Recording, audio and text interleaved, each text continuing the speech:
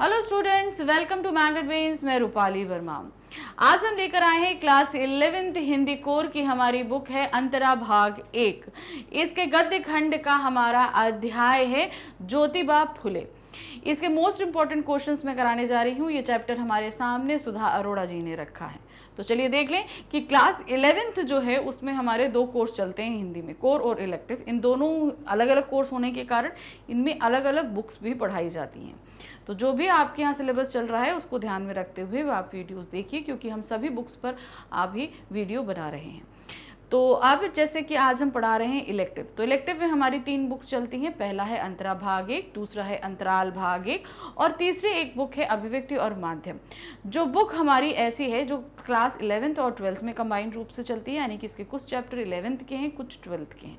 इसके अलावा जो भी हमारे चैप्टर 11th के हैं इसमें, वो चैप्टर्स भी कुछ ऐसे हैं जो कोर और इलेक्टिव में दोनों रूप से चलते हैं, दोनों कोर्स में चलते हैं, या कुछ कोर में है या कुछ सिर्फ इलेक्टिव में है। तो ये पढ़ाते समय ये बुक आपको मैं क्लियर करूंगी और अभी तक जितना पढ़ाया है उसमें क्लियर कर भी चुकी हूँ। लेकिन जैसा कि आज हम पढ़ा रहे हैं अपनी बुक अंतरा भाग 1, तो ये अंतरा भाग 1 जो बुक है हमारी, ये 2 खंडों में विभक्त है, गद्य खंड और काव्य खंड। आज हम गद्य खंड का अध्याय करा रहे हैं ज्योतिबा फुले। बहुत बड़े समाज सुधारक रहे इन्होंने।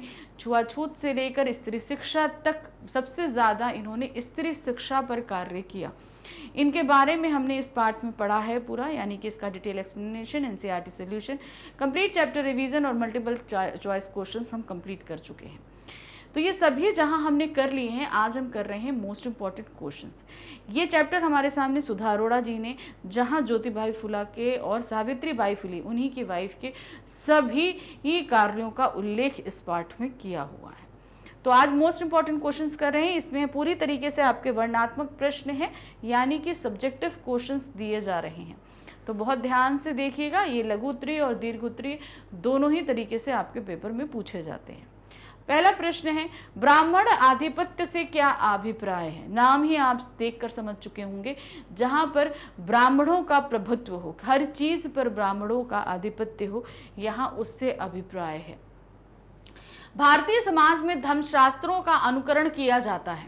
इन धर्मशास्त्रों में वर्णाश्रम व्यवस्था बनाई गई है। वर्णाश्रम का होता है, देखिए, भारतीय समाज में धर्मशास्त्रों का अनुकरण किया गया है। जो शास्त्र हैं वो धर्म के अकॉर्डिंग है और इन धर्मशास्त्रों को वर्ण के अनुसार बांटा गया है, यानी कि अलग अलग वर्ण हैं, अलग अलग, मतलब जैसे मान लीजिए हिंदू धर्म है तो उसी को अलग अलग जो है कैटेगरीज में विभाजित किया गया है, जिन्हें हम वर्ण कहते हैं, जिसमें ब्राह्मण जाति को सर्वोच्च स्थान मिला है। किसको मिला है?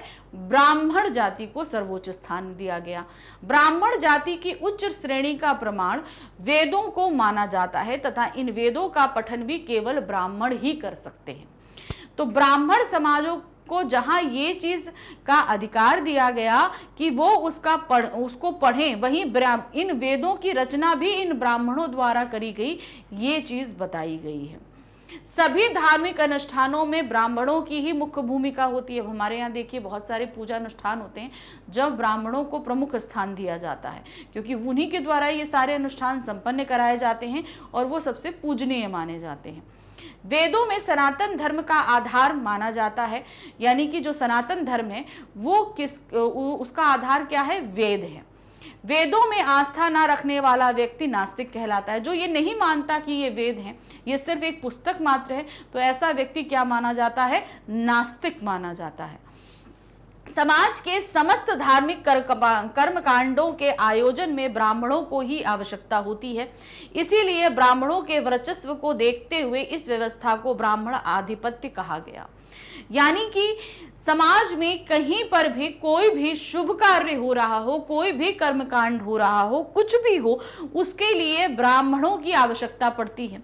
हर काम, हर एक चीज, यानी कि मान लीजिए जैसे ये सनातन धर्म हमारा है, तो इसका भी अगर हम बोले कि जो आधार है वेद, उनकी रचनाओं का भी भाग जो है किसको बताया गया? ब्राह्मणों को बताया गया।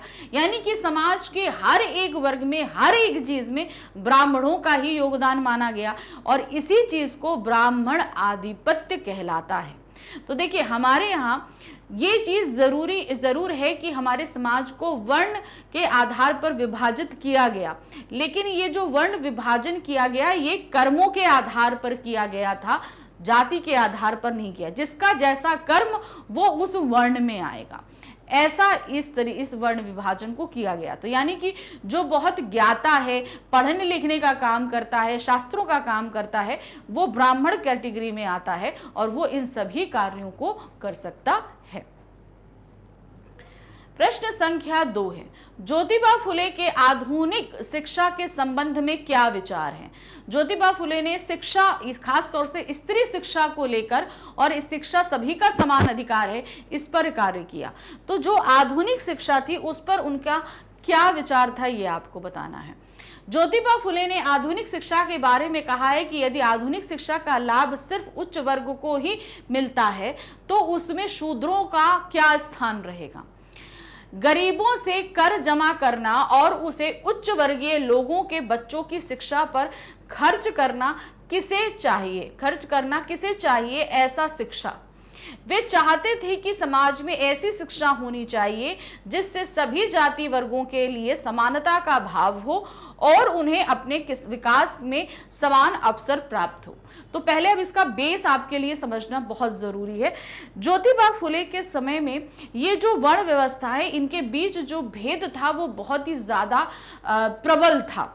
ठीक है, ये ध्यान रखना आपके लिए जरूरी है, क्योंकि जैसे ये काम होता है, ये जो हमारे 4 वर्ण व्यवस्था रखी गई, इसमें सबसे उच्च स्थान पर ब्राह्मण रहे, उसके बाद क्षत्रिय है, कायस्थ है, और उसके बाद जो है इन शूद्रों को लिया गया। जैसे जो वेदों का ज्यादा ध्यान रखता है, जो सब कुछ करता है, उनको क्या बताया गया, उन्हें बताया गया ब्राह्मण। उसके बाद जो हमारी रक्षा करते हैं वो क्षत्रिय में आए, फिर उसके बाद जो व्यापारिक करते हैं वो वणिक में आए, और उसके बाद जो इन सभी के सहायता करते हैं वो शूद्रों में आए। लेकिन यहाँ पर इसका मतलब ये नहीं है कि क्या कहते हैं, जब ये वर्ण व्यवस्था की गई थी, जब एक्चुअल में जब ये वर्ण व्यवस्था बनाई गई थी, तो ये बताया गया कि जो व्यक्ति जैसा कार्य करता है वो उस वर्ण में चला जाता है। मान लीजिए कोई निम्न या मध्यम वर्ग का व्यक्ति है और वो पढ़ने लिखने में बहुत अच्छा है, 4 बच्चे हैं उस घर में, एक बच्चा पढ़ने में बहुत अच्छा है तो वो ब्राह्मण वर्ग में आ जाएगा। दूसरा जो है वो लड़ने में बहुत अच्छा है तो वो क्षत्रिय वर्ण में आ जाएगा। तीसरा अगर व्यापार में बहुत अच्छा है तो वो क्या आ जाएगा, व्यापारी वर्ग में आ जाएगा। और अगर चौथा किसी काम में दक्ष नहीं है तो वो उन सब के जो काम है उनमें हेल्प कर सकता है तो वो शूद्र में आ जाएगा। तो इसका जाति से कोई लेना देना नहीं था। लेकिन जैसे जैसे समय बीता वैसे लोगों को वो इन वर्गों में बांट दिया गया, कर्म के हिसाब से नहीं, उन्हें उनके जन्म के हिसाब से बांटना शुरू कर दिया गया, जो एक गलत चीज थी। ठीक है, तो पहले तो आपने ये वर्ण व्यवस्था समझ ली कि क्या थी, ये क्यों निर्माण करी गई थी, और कालांतर में लोगों ने जो, जैसे अब कहते हैं ना कि समाज में सबसे उच्च वर्ग ब्राह्मण को दे दिया गया, तो ब्राह्मणों ने अपने हिसाब से जो लोग आधिपत्य रख रहे थे समाज में, उन्होंने इसे जन्म के आधार पर बांटना शुरू कर दिया, जो एक गलत चीज थी, और समाज में ये एक बहुत ही कुप्रथा के रूप में फैल गया। अब क्या हुआ, जब ये कुप्रथा के रूप में फैला तो जो निम्न वर्ग के लोग, जिन्हें हम लोग शूद्र कहते हैं, वो लोगों को बहुत ही ज्यादा समाज से अलग थलग कर दिया गया, कि मतलब उनको छुआछूत में मानने लगे, सब लोग उसको, उन लोगों की परछाई से डरने लगे, उनसे छुआ हुआ नहीं खाते थे। तो ये एक बहुत ही ज्यादा जो है समाज में गलत चीज फैल गई थी। अब हमारे समाज सुधारक जो है ज्योतिबा फुले और सावित्रीबाई फुले जब समाज में आए तो उन्होंने ये चीज देखी कि शूद्रों को जब समाज से पूरी तरीके से अलग कर दिया गया है, ये तो गलत है, और एक्चुअल में वो गलत ही चीज है, ऐसा हमें नहीं करना चाहिए था, लेकिन किया गया समाज में। तो जब उन्होंने इसके खिलाफ आवाज उठाई, उन्होंने ये देखा कि हम सभी से धन लेते हैं, चारों वर्ग से धन ले रहे हैं और सिर्फ उच्च वर्ग की शिक्षा पर ध्यान दे रहे हैं, फलता फूटता सिर्फ उच्च वर्ग जा रहा है, यानी कि जो ब्राह्मण वर्ग और क्षत्रिय वर्ग है वो बहुत फल फूल रहा है, बाकी वर्ग को एक तरीके से नकार दिया जा रहा है। तो ये चीज उनको बहुत बुरी लगी कि भाई शिक्षा जो ऐसा है कि हमें सभी में समान अधिकार को प्रसारित करना चाहिए, लेकिन यहाँ क्या हो रहा है कि हम एक वर्ग से पैसा ले रहे हैं और उन्हीं की शिक्षा पर ध्यान ना देकर उनका पैसा हम जो है सिर्फ दूसरे वर्ग की पढ़ाई पर लगा रहे हैं। तो वही चीज उन्होंने बोला ना, गरीबों से कर जमा करना और उसे उच्च वर्गीय लोगों की शिक्षा पर खर्च करना। किसे चाहिए ऐसी शिक्षा? यानी कि ऐसी शिक्षा जो समानता का भाव ही नहीं पैदा कर रही, ऐसी शिक्षा तो बेकार शिक्षा है। तो आधुनिक शिक्षा उस समय की शिक्षा की बात कर रहे हैं जहां पर जो लोगों को शिक्षा देने का, जो निम्न वर्ग के लोग थे उनको शिक्षा दे पाने का अधिकार नहीं था, उसके लिए उन्होंने बात करी। तो उन्होंने कहा कि समाज में ऐसी शिक्षा होनी चाहिए जिसमें सभी जाति वर्गों के लिए समानता का भाव हो। शिक्षा हमें क्या प्रदान करती है? शिक्षा हमें समझ देती है, हमें ज्ञान प्रदान करती है, यानी कि हमें अच्छी चीज देती है। तो अच्छी चीज क्या देगा? किसी में भेदभाव करो, कभी नहीं करो, क्योंकि जैसे हम मनुष्य हैं वैसे वो भी मनुष्य हैं, हम सभी बराबर हैं, हम में कोई भी ऊंच नीच नहीं होता है। हमारे जैसे 2 हाथ, पैर, आंख, नाक, कान हमारा शरीर है, वैसे वो भी हैं। हमारे काम के एरिया अलग अलग हैं, इसका मतलब ये थोड़ी ना हो जाता है कि हम कुछ बुरे हो गए। हाँ, अगर आप कोई गलत काम कर रहे हो, आपराधिक कर रहे हो, तो आप जरूर गलत हो, लेकिन आप ये सोचो कि अगर कोई झाड़ू लगाने वाला व्यक्ति और जो है वो और एक इंजीनियर दोनों अलग अलग हैं, नहीं, दोनों कर्मठ व्यक्ति हैं और अपने एरिया का काम कर रहे हैं। इनमें से अगर कोई एक व्यक्ति भी नहीं होगा तो ये समाज पूरी तरीके से खराब हो जाएगा। सोचिए, आप सिर्फ एक सोचिए कि हमारे शहर के सारे जो सफाई कर्मचारी हैं, जिन्हें हम बहुत ही निम्न दृष्टि से देखते हैं, एक दिन वो अपने काम पर नहीं आए, सिर्फ एक दिन नहीं आए, तो देखिए आप अपने घर से बाहर निकल नहीं सकते हैं, इतनी गंदगी में आपको रहना पड़ेगा। तो वो उनका काम बहुत ज़रूरी है हमारे लिए। उसी तरीके से हमारे देश के जो इंजीनियर्स हैं, जो अपने आप को बहुत वैज्ञानिक हैं, जो बहुत पढ़ा लिखा मानते हैं, अगर वो अपना काम नहीं करें तो सोचिए क्या हमारी सिटी डेवलप कर पाएगी? बिल्कुल नहीं कर पाएगी। तो हर इंसान की काम अपनी जगह डेवलप, मतलब अपनी जगह इम्पॉर्टेंट है, और ये चीज़ हमें शिक्षा सिखाती है। शिक्षा हमें समानता का भाव सिखाती है, सभी बराबर हैं और सभी को विकास का समान अधिकार होना चाहिए। ज्योतिबा फुले का आधुनिक शिक्षा के बारे में यही संबंध था। क्यों? क्योंकि जो शिक्षा उस समय दी जा रही थी वो सिर्फ उच्च वर्ग को थी, निम्न वर्ग को शिक्षा से वंचित रखा जाता था। प्रश्न संख्या 3 है, ज्योतिबा फुले ने कैसे समाज की परिकल्पना की थी? उनकी जो क्या कहते हैं परिकल्पना है, अर्थात उनका जो सपना है, उन्होंने किस तरह के समाज के बारे में सोचा था? ज्योतिबा फुले ने ब्राह्मण वर्चस्व और सामाजिक मूल्यों को कायम रखने वाली शिक्षा का कड़ा विरोध किया। जैसा कि अभी हमने प्रश्न में देखा कि ऐसा समाज जहां ब्राह्मणों का वर्चस्व है और ऐसी शिक्षा जिस पर सिर्फ ब्राह्मणों का वर्चस्व है, वो इसे बिल्कुल तरह से नकारते थे। उन्होंने पूंजीवादी और पुरोहितवादी मानसिकता पर हल्ला बोल दिया। पूंजीवादी लोग जो हुए, जो व्यापारी वर्ग हुए, और जो पुरोहितवादी हुए, ब्राह्मण वर्ग, ऐसी मानसिकता को उन्होंने पूरी तरीके से नकारा कि हमें समाज में इस तरह की मानसिकता वाले लोग नहीं चाहिए, जो ये समझते हैं जिनके हाथ में पूंजी है वो ताकतवर है, जिनके हाथ में विद्या है वो ताकतवर है। गुलामगिरी, शोचकारिता, असूढ़ यानी किसानों का प्रतिरोध, सार्वजनिक सत्य, धर्म आदि पुस्तकों में उन्होंने अपने समाज की परिकल्पना का उल्लेख किया है। वे चाहते थे कि दलितों, शोषितों और स्त्रियों को भी शिक्षा, समानता व उनके सभी अधिकार दिए जाएं, जिनसे उनका सर्वांगीण विकास हो, तभी संपूर्ण भारत का विकास संभव है। तो ऐसा नहीं था कि उस समय सिर्फ जो है निम्न वर्ग के लोगों को ही समाज में धुतकारा जा रहा था, स्त्रियों की स्थिति भी वैसी थी। हम ये बोलेंगे ब्राह्मण समाज में भी जो स्त्रियां थी उनको भी घर के अंदर कैद करके रखा गया था, उनको भी शिक्षा का अधिकार नहीं दिया जाता था, सिर्फ पुरुषों को अधिकार था। तो यहाँ पर जिस समाज की परिकल्पना ज्योतिबा फुले ने करी थी, उसमें जितने भी मजदूर हैं, जितने भी शोषित लोग हैं, जितने भी निम्न वर्ग के लोग हैं, जितनी भी स्त्रियां हैं, उन सभी को भी समान रूप से शिक्षा प्रदान की जाएगी। उन्होंने ऐसे समाज की कल्पना करी है, क्योंकि जब सभी लोग शिक्षित होंगे तभी समाज में हमारे देश का, हमारे समाज का सर्वांगीण विकास हो सकता है, चारों तरफ से, चहुं ओर से विकास होगा। प्रश्न संख्या 4 है, स्त्रियों को शिक्षा से वंचित रखने के पीछे पुरुषों की धारणा स्पष्ट कीजिए। जब ज्योतिबा फुले का टाइम था, उससे बहुत समय पहले से स्त्रियों को शिक्षा से वंचित कर दिया गया था, कि कहा गया कि भाई स्त्रियों को शिक्षा की क्या जरूरत है, उन्हें तो घर में रहना है, घर में रहने के लिए शिक्षा की आवश्यकता नहीं है, क्या जरूरत है, तो वो अपने घर के काम काज करें। दूसरा, अगर स्त्रियां शिक्षा प्राप्त कर लेंगी तो वो उनके क्या कहते हैं, पुरुषों के हिसाब से कार्य नहीं करेंगी, है ना।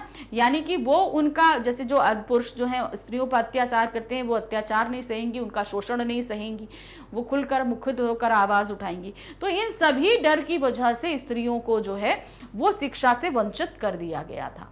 भारतीय समाज में सदियों से ही स्त्रियों को शिक्षा से वंचित रखा गया। पुरुष सत्तात्मक विचारधारा में स्त्रियों का अस्तित्व केवल घर की इस चार दीवारी तक ही सीमित कर दिया गया। जहां पर क्या कहते हैं ना, जो पुरुष सत्तात्मक समाज था, जहां पर पुरुष की सत्ता है, पितृ, जिसको हम पितृ सत्तात्मक बोलते हैं परिवार, वहां पर स्त्रियों को बोला गया कि शिक्षा की कोई जरूरत नहीं है, आपका क्राइटेरिया सिर्फ इन चार दीवारी के अंदर है, आप यहीं रहिए, यहीं काम करिए, यहां से आपको बाहर जाने की जरूरत नहीं है। इस विचारधारा के पीछे उनका स्वार्थ यह था कि यदि स्त्रियां भी शिक्षित हो गईं तो वे अपने मानव अधिकारों को जान जाएंगी और पुरुषों के समानांतर अपनी स्वतंत्रता मांगेंगी। यानी कि जब वो शिक्षित हो जाएंगी तो समझदार हो जाएंगी, समझदार हो जाएंगी तो वो अपने समान ही सारे अधिकारों को मांगना शुरू कर देंगी कि नहीं भाई, ये सब हमें मिलना चाहिए, ऐसा मिलना चाहिए। तो ये बहुत खतरे की बात हो जाएगी। शिक्षित स्त्रियां अपने और पुरुष के मध्य भेदभाव को भली भांति समझ जाएंगी और इस भेदभाव के विरुद्ध आवाज उठाएंगी। ऐसी परिवर्तन एक पुरुष सत्तात्मक समाज कभी स्वीकार नहीं करेगा।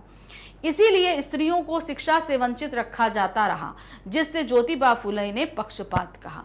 तो बहुत से ऐसे कारण रहे जिसकी वजह से स्त्रियों को किया गया। अब ये जो, जब ये भावना पनपी तो उसकी अपनी एक कहानी है, क्यों स्त्रियों को चार दीवारी के अंदर किया गया, उनकी पर्दा प्रथा हुई, उन्हें बाहर नहीं निकलने दिया गया और धीरे धीरे वो शिक्षित नहीं हो पाई। जब हम अगर आप प्रागैतिहासिक काल पे जाओ, उसके बाद जो धीरे धीरे हम सभ्यता की तरफ बढ़े, तो स्त्री उस समय मात्र सत्रात्मक, स्त्री सत्रात्मक समाज था, स्त्री का प्रभुत्व होता था समाज पर और वो समान अधिकार रखती थी। स्त्रियां पढ़ना लिखना हर एक काम में पुरुष के समान थी। लेकिन धीरे धीरे ये चीजें बदल गई जब हमारे क्या कहते हैं राज्य पर दूसरों का आक्रमण हुआ। उस समय स्त्रियों पर उनकी बुरी नजर पड़ी, जिस वजह से स्त्रियों को घरों के अंदर कैद किया गया, उन्हें पर्दे के अंदर लाया गया और जो है धीरे धीरे उनसे पढ़ाई का अधिकार छीन, क्योंकि जब स्त्रियों को बाहर निकलने से डर लगा कि भाई ऐसा ना हो कि स्त्रियां बाहर जाएंगी तो दूसरे लोग उठा लेंगे, गलत कृत्य करेंगे, क्योंकि जैसे बाहरी लोगों ने, बहुत सारे लोगों ने आक्रमण किया उन लोगों ने, तो इस वजह से उनको घर के अंदर रखा गया और धीरे धीरे उनसे उनका पढ़ाई भी छूट गई। और यही चीज़ अपनी एक रीति में बनती चली गई कि लड़कियों को पढ़ाना नहीं है, औरतों को पढ़ाना नहीं है, उन्हें सिर्फ चार दीवारी में रखना है। तो ये ऐसा नहीं है कि शुरू से चला आ रहा, पहले स्त्रियों को पढ़ने और समान अधिकार था, लेकिन धीरे धीरे माहौल ऐसा बना जिससे ये सारी चीज़ें होती चली गई, जैसा वर्ण व्यवस्था के साथ भी हुआ था। प्रश्न संख्या 5 है, ज्योतिबा फुले द्वारा रचित नई विवाह नीति का वर्णन कीजिए। तो जो विवाह की जो कहते हैं ना, जो वचन पढ़े जाते हैं, है ना, वो वचन ज्योतिबा फुले ने कुछ दूसरे ही कर दिए थे। जो नई विवाह नीति करी थी वो आपको बतानी है क्या है। ज्योतिबा ने स्त्री समानता को प्रतिष्ठित करने के लिए नई विवाह विधि की रचना करी। अब नई वो विवाह विधि क्या थी? संपूर्ण विवाह विधि में उन्होंने ब्राह्मण का स्थान ही हटा दिया। देखिए क्या होता है, हम लोग के यहाँ विवाह जो है कौन कराता है? ब्राह्मण कराता है। एक पंडित बैठता है ना, वही मंत्रों को पढ़ता है और विवाह होता है। तो उन्होंने क्या है ना, उस विवाह विधि में ब्राह्मण का स्थान हटा दिया कि कोई ब्राह्मण भी विवाह नहीं कराएगा। और नए मंगलाष्टक यानी विवाह के अवसर पर पढ़े जाने वाले मंत्र, जब विवाह होता है ना तो बहुत सारे मंत्र किए जाते हैं ना, तो वो नए जो हैं वो बनाए, तैयार किए। वे चाहते थे विवाह विधि में पुरुष प्रधान संस्कृति के समर्थक और स्त्री की गुलामगिरी सिद्ध करने वाले जितने भी मंत्र हैं वे सारे निकाल दिए जाएं। उनके स्थान पर ऐसे मंत्र हों जिन्हें वर वधु आसानी से समझ सकें।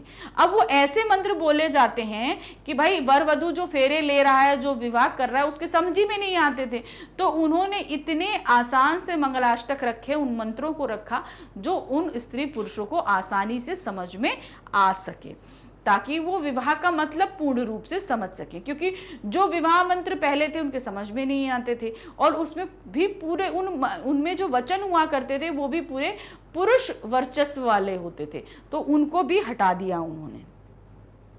प्रश्न संख्या 6 है, फुले रचित मंगलाष्टकों में वधु वर से क्या कहती है, स्पष्ट कीजिए। अब आपको बताना, मंगलाष्टक यानी कि जो वचन होते हैं वो जो फुले के द्वारा रचित थे, उनमें वधु जो है वो वर से क्या कह रही है। ज्योतिबा फुले ने जिन मंगलाष्टकों की रचना करी उसमें वधु वर से कहती है, स्वतंत्रता का अनुभव हम स्त्रियों को है ही नहीं। इस बात की आज शपथ लो कि स्त्री को उसका अधिकार दोगे और उसे अपनी स्वतंत्रता का अनुभव करने दोगे, अर्थात उसे समाज में समान रूप से अधिकार प्रदान करोगे ताकि वो अपनी स्वतंत्रता का अनुभव कर सके, समाज के हर क्षेत्र में वो खुलकर भाग ले सके और बाहर आ जा सके, पढ़ाई कर सके। यानी कि जो अभी तक वो चार दीवारी के अंदर कैद है उसको बाहर निकलकर जो है पूरी तरीके से कार्य करने का अधिकार प्राप्त हो। यह आकांक्षा सिर्फ वधु की नहीं, गुलामी से मुक्ति चाहने वाली हर उस स्त्री की थी जो पुरुष दासता से मुक्ति चाहती है। स्त्री के अधिकारों और स्वतंत्रता के लिए ज्योतिबा फुले ने हर संभव प्रयत्न किया। तो ये जो मंगलाष्टक पढ़ा गया और वधु ने जो वर से कामना करी, ये सिर्फ उस वधु की इच्छा नहीं थी, वो समाज में हर उस स्त्री की थी जिसकी स्वतंत्रता का हनन किया गया था, जो वो चार दीवारी के अंदर बंद थी। क्योंकि खुद ज्योतिबा फुले भी ये चाहते थे कि स्त्रियां इन चार दीवारियों से बाहर निकलकर स्वतंत्र रूप में कार्य करें, पढ़ाई लिखाई करें, समाज में समान अधिकार रखें। प्रश्न संख्या 7 है, ज्योतिबा फुले को वो महात्मा की उपाधि से कब सम्मानित किया गया और इस सम्मान को उनकी प्रतिक्रिया को स्पष्ट कीजिए। ज्योतिबा फुले को महात्मा की उपाधि दी गई, मगर उन्होंने इस उपाधि को लेने से मना कर दिया था। ये कब दी गई और कैसे मना किया, देखिए। ज्योतिबा फुले को महात्मा की उपाधि सन 1888 ईस्वी में दी गई, यानी 1888 में दी गई। तो उस सम्मान को लेने से इनकार करते हुए उन्होंने महात्मा का जो था उपाधि लेने से मना कर दिया कि हम महात्मा नहीं रहेंगे। उन्हें मुझे महात्मा कहकर मेरे संघर्ष को पूर्ण विराम मत दीजिए। जब तक व्यक्ति मठाधीश बन जाता है तब वह संघर्ष नहीं कर सकता। इसीलिए आप सब मुझे साधारण जन ही रहने दें, मुझे अपने बीच से अलग ना करें। उनकी सबसे बड़ी विशेषता यह थी कि वे जो कहते थे उसे अपने आचरण और व्यवहार में उतार कर दिखाते थे। उनकी कथनी करनी में कोई भेदभाव नहीं था। अब क्यों उन्होंने ऐसा मना किया, तो इसका रीजन जानिए। देखिए क्या होता है, हम जब साधारण मनुष्य होते हैं तो हमें संघर्ष करना बहुत आसान लगता है, क्योंकि उस समय हमें अपने मान सम्मान इन सारी चीज़ों का, क्योंकि उस समय हमें सिर्फ अपने अधिकार दिखाई दे रहे होते हैं, इसलिए हम संघर्ष करते हैं। लेकिन जब हम कोई खास व्यक्ति बन जाते हैं तो हमारे हर कृत्य पे समाज की लोगों की नज़र होती है और तब हम सोच समझकर कृत्य करते हैं। तो इसीलिए उन्होंने मना किया कि अगर हमें महात्मा बना दिया जाएगा तो हम इन संघर्षशील व्यक्तियों से हटकर एक पद पर आ जाएंगे और तब मेरे संघर्ष पर एक विराम लग जाएगा। तो मुझे ये महात्मा की उपाधि नहीं चाहिए, मुझे साधारण जन रहने दीजिए ताकि मैं संघर्ष करता रहूं और लोगों के उनके अधिकार और समानता के लिए लड़ता रहूं, जब तक जो है मैं उन्हें उनके अधिकार और समानता इस समाज में दिला नहीं देता हूं। प्रश्न संख्या 8 है, सावित्री के बचपन में ऐसी कौन सी घटना घटी जिससे उन्हें शिक्षा ग्रहण करने की प्रेरणा मिली। सावित्री कौन, ज्योतिबा फुले की वाइफ, उनकी पत्नी सावित्रीबाई फुले। तो उनकी बचपन में ऐसी क्या, भाई जैसे समाज में था कि स्त्रियों को शिक्षा नहीं दी जाती है, तो इस तरीके से सावित्री जी को भी जो है शिक्षा प्राप्त नहीं हुई थी, वो भी अनपढ़ थी। लेकिन ऐसा क्या हुआ था जिससे उनका पढ़ने में इंटरेस्ट आया था, लेकिन उनको भाई फिर उसके जब स्त्री शिक्षा पर ज्योतिबा फुले ने जब जोर दिया था तो सबसे पहले अपनी वाइफ को ही उन्होंने पढ़ाना शुरू किया था, सावित्री बाई फुले को ही सबसे पहले उन्होंने पढ़ाया था। लेकिन ये बताना है कि बचपन में कौन सी घटना हुई थी जिसकी वजह से उनके अंदर पढ़ने का जो है वो कहते ना बहुत इच्छा जागी थी। एक बार बालिका सावित्री शिखल गांव के हाट में गई। वहां कुछ खरीद कर खाते खाते उसने देखा कि एक पेड़ के नीचे कुछ मिशनरी स्त्रियां और पुरुष गा रहे हैं। मिशनरी यानी कि क्रिश्चियंस जो थे वो गा रहे हैं। एक लाट साहब ने उसे खाते हुए और रुक कर गाना सुनते देखा। तो जब वो मिशनरी में से एक लाट साहब थे, उन्होंने देखा कि एक बच्चा जो है वो खा भी रहा है, खाते खाते रुक गया और हमारे गानों को सुन रहा है। तो कहा, इस तरह रास्ते में खाते खाते घूमना अच्छी बात नहीं है। सुनते ही सावित्री ने हाथ का खाना फेंक दिया। अब ये जो अब मैनर्स और एटिकेट्स होते हैं कि भाई चलते चलते हमें नहीं खाना है, तो यही बात उन्होंने बोली। जैसे ही उन्होंने ऐसा बोला तो सावित्री जो खा रही थी उन्होंने तुरंत फेंक दिया। लाट साहब ने कहा, बड़ी अच्छी लड़की हो तुम, यह पुस्तक ले जाओ। तुम्हें पढ़ना ना आए तो भी इसके चित्र तुम्हें अच्छे लगेंगे। वो तो लाट साहब जो उन्होंने देखा कि अरे वाह, मेरी बात का इतना अच्छा असर हुआ, इस लड़की ने तुरंत फेंक दिया, तो उन्होंने उसे बहुत अच्छे से बोला कि बहुत अच्छे, तुम इस बुक को ले जाओ। वो ये जानते थे कि भाई बुक उसके काम की नहीं है, क्योंकि लड़कियों को पढ़ना तो आता नहीं है। तो ठीक है, कह रहे हैं अगर तुमको उसको पढ़ना नहीं आता कोई बात नहीं, लेकिन इसमें बने चित्र को अगर तुम देखोगी तो तुम्हें बड़ा अच्छा लगेगा। घर आकर सावित्री ने वह पुस्तक अपने पिता को दिखाई। आग बबूला होकर पिता ने उसे कूड़े में फेंक दिया और कहा, ईसाइयों से ऐसी चीजें लेकर तू भ्रष्ट हो जाएगी और सारे कुल को भ्रष्ट करेगी। यानी उनका कहने का मतलब था ईसाइयों को बुरा मान, क्योंकि वो अंग्रेज थे तो लोग उनको अच्छा नहीं मानते। तो उन्होंने बोला कि भाई तुम उनसे ऐसी पुस्तक लोगे तो खुद भी भ्रष्ट होगी और हमें भी भ्रष्ट करोगी। सावित्री ने वह पुस्तक उठाकर एक कोने में छिपा दी। वो उन्होंने तो डस्टबिन में डाल दी थी, कूड़े में डाल दी थी, लेकिन सावित्री ने उठाई और उसे छिपा दी। 1840 में जब ज्योतिबा फुले से विवाह होने पर वह अपने सामान के साथ उस पुस्तक को सहेज कर ले आई और शिक्षित होने के बाद उन्होंने वह पुस्तक पढ़ी। यानी कि उस पुस्तक को पढ़ने की जिज्ञासा उनके अंदर थी। तो जब विवाह होकर वो आई 1840 में ज्योतिबा फुले के, और उसके बाद जब ज्योतिबा फुले ने स्त्री शिक्षा पर जोर दिया और सबसे पहले ज्योतिबा फुले को ने उनको पढ़ाया सावित्री को, तो सबसे पहले उन्होंने उसी पुस्तक को पढ़ा कि क्या था उस पुस्तक के अंदर।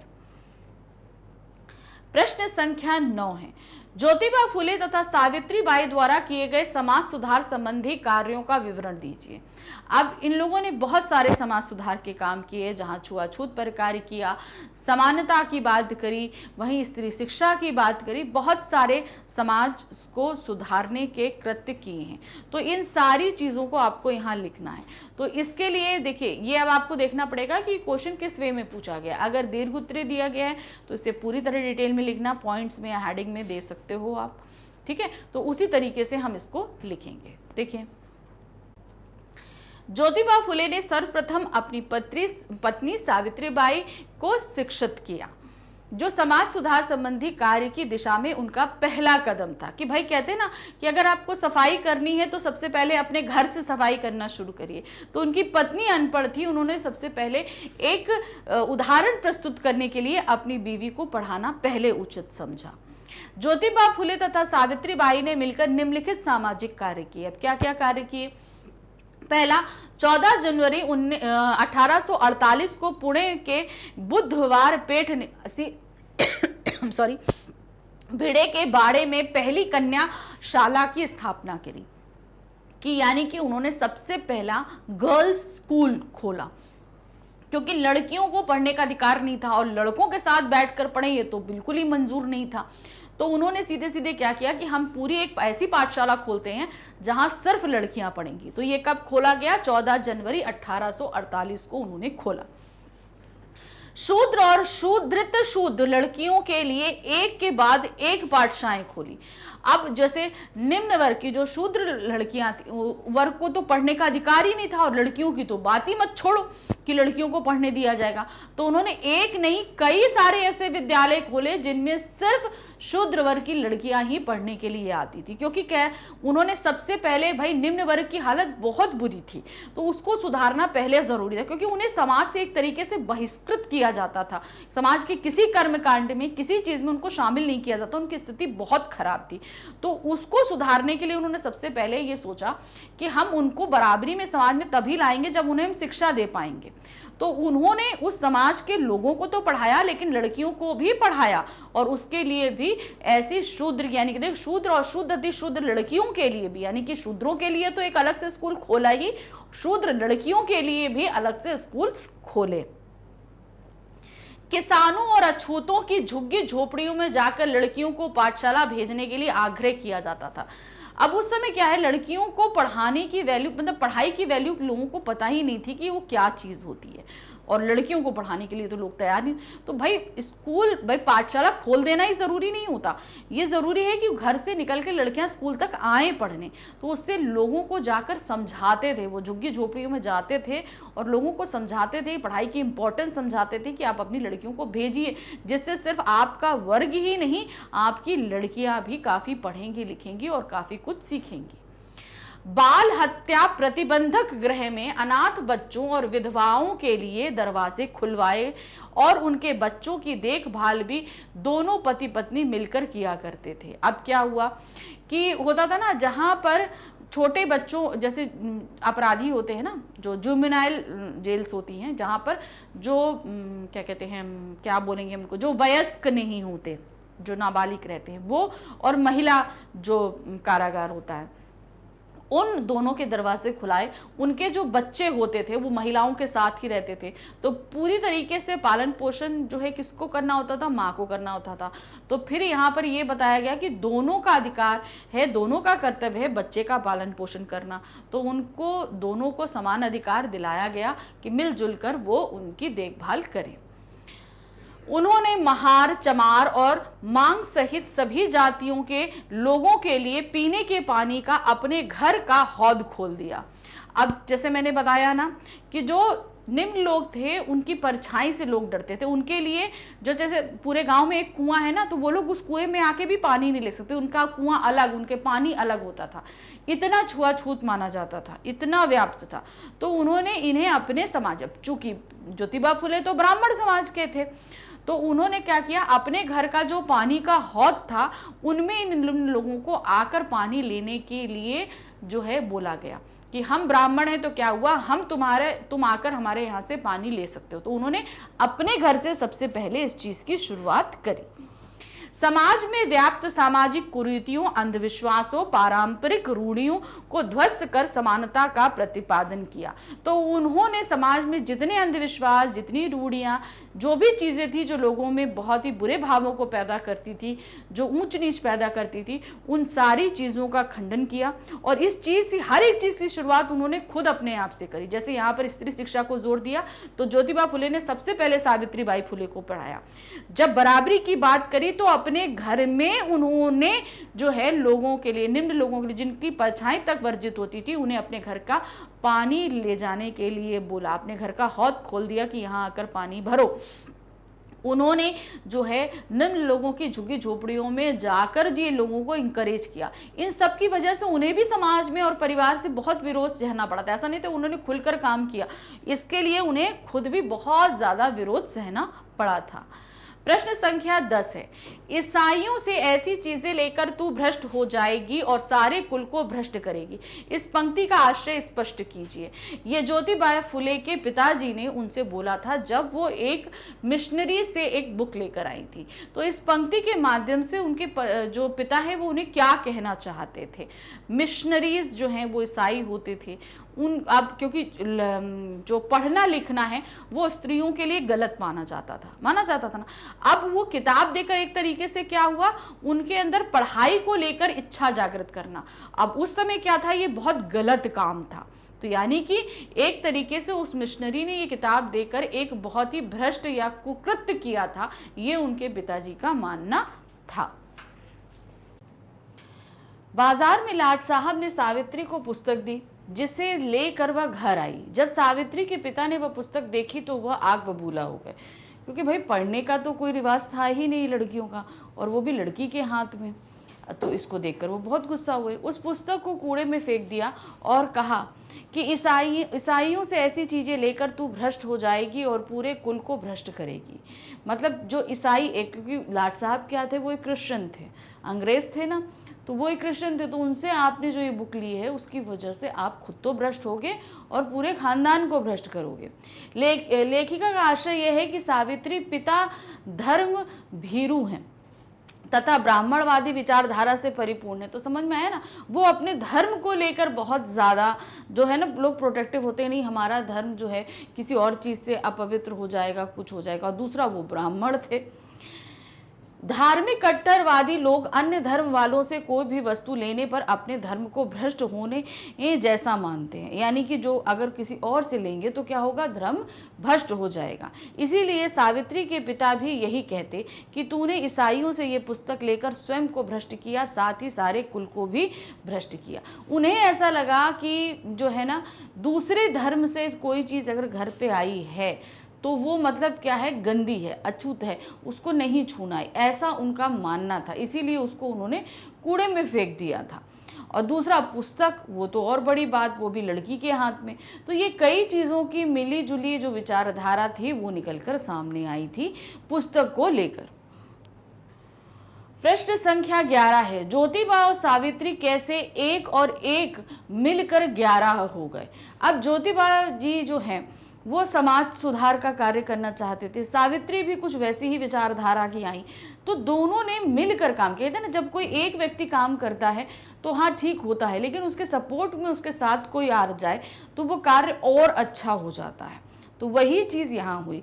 ज्योतिबा तो एक समाज सुधारक, उनकी जो विचारधारा थी वो कुछ इसी तरीके की थी, लेकिन जब उनकी पत्नी आई तो उन्होंने भी उनका वैसे ही साथ दिया, और इस तरीके से वो एक और एक मिलकर 11 होकर, यानी कि वो और अच्छे से ज़्यादा काम करने लगे। जो अभी तक काम हो रहा था ज्योतिबा के साथ जो काम कर रहे थे, अब सावित्री जी के आ जाने से वो काम और तेजी से और अच्छा होने लगा था।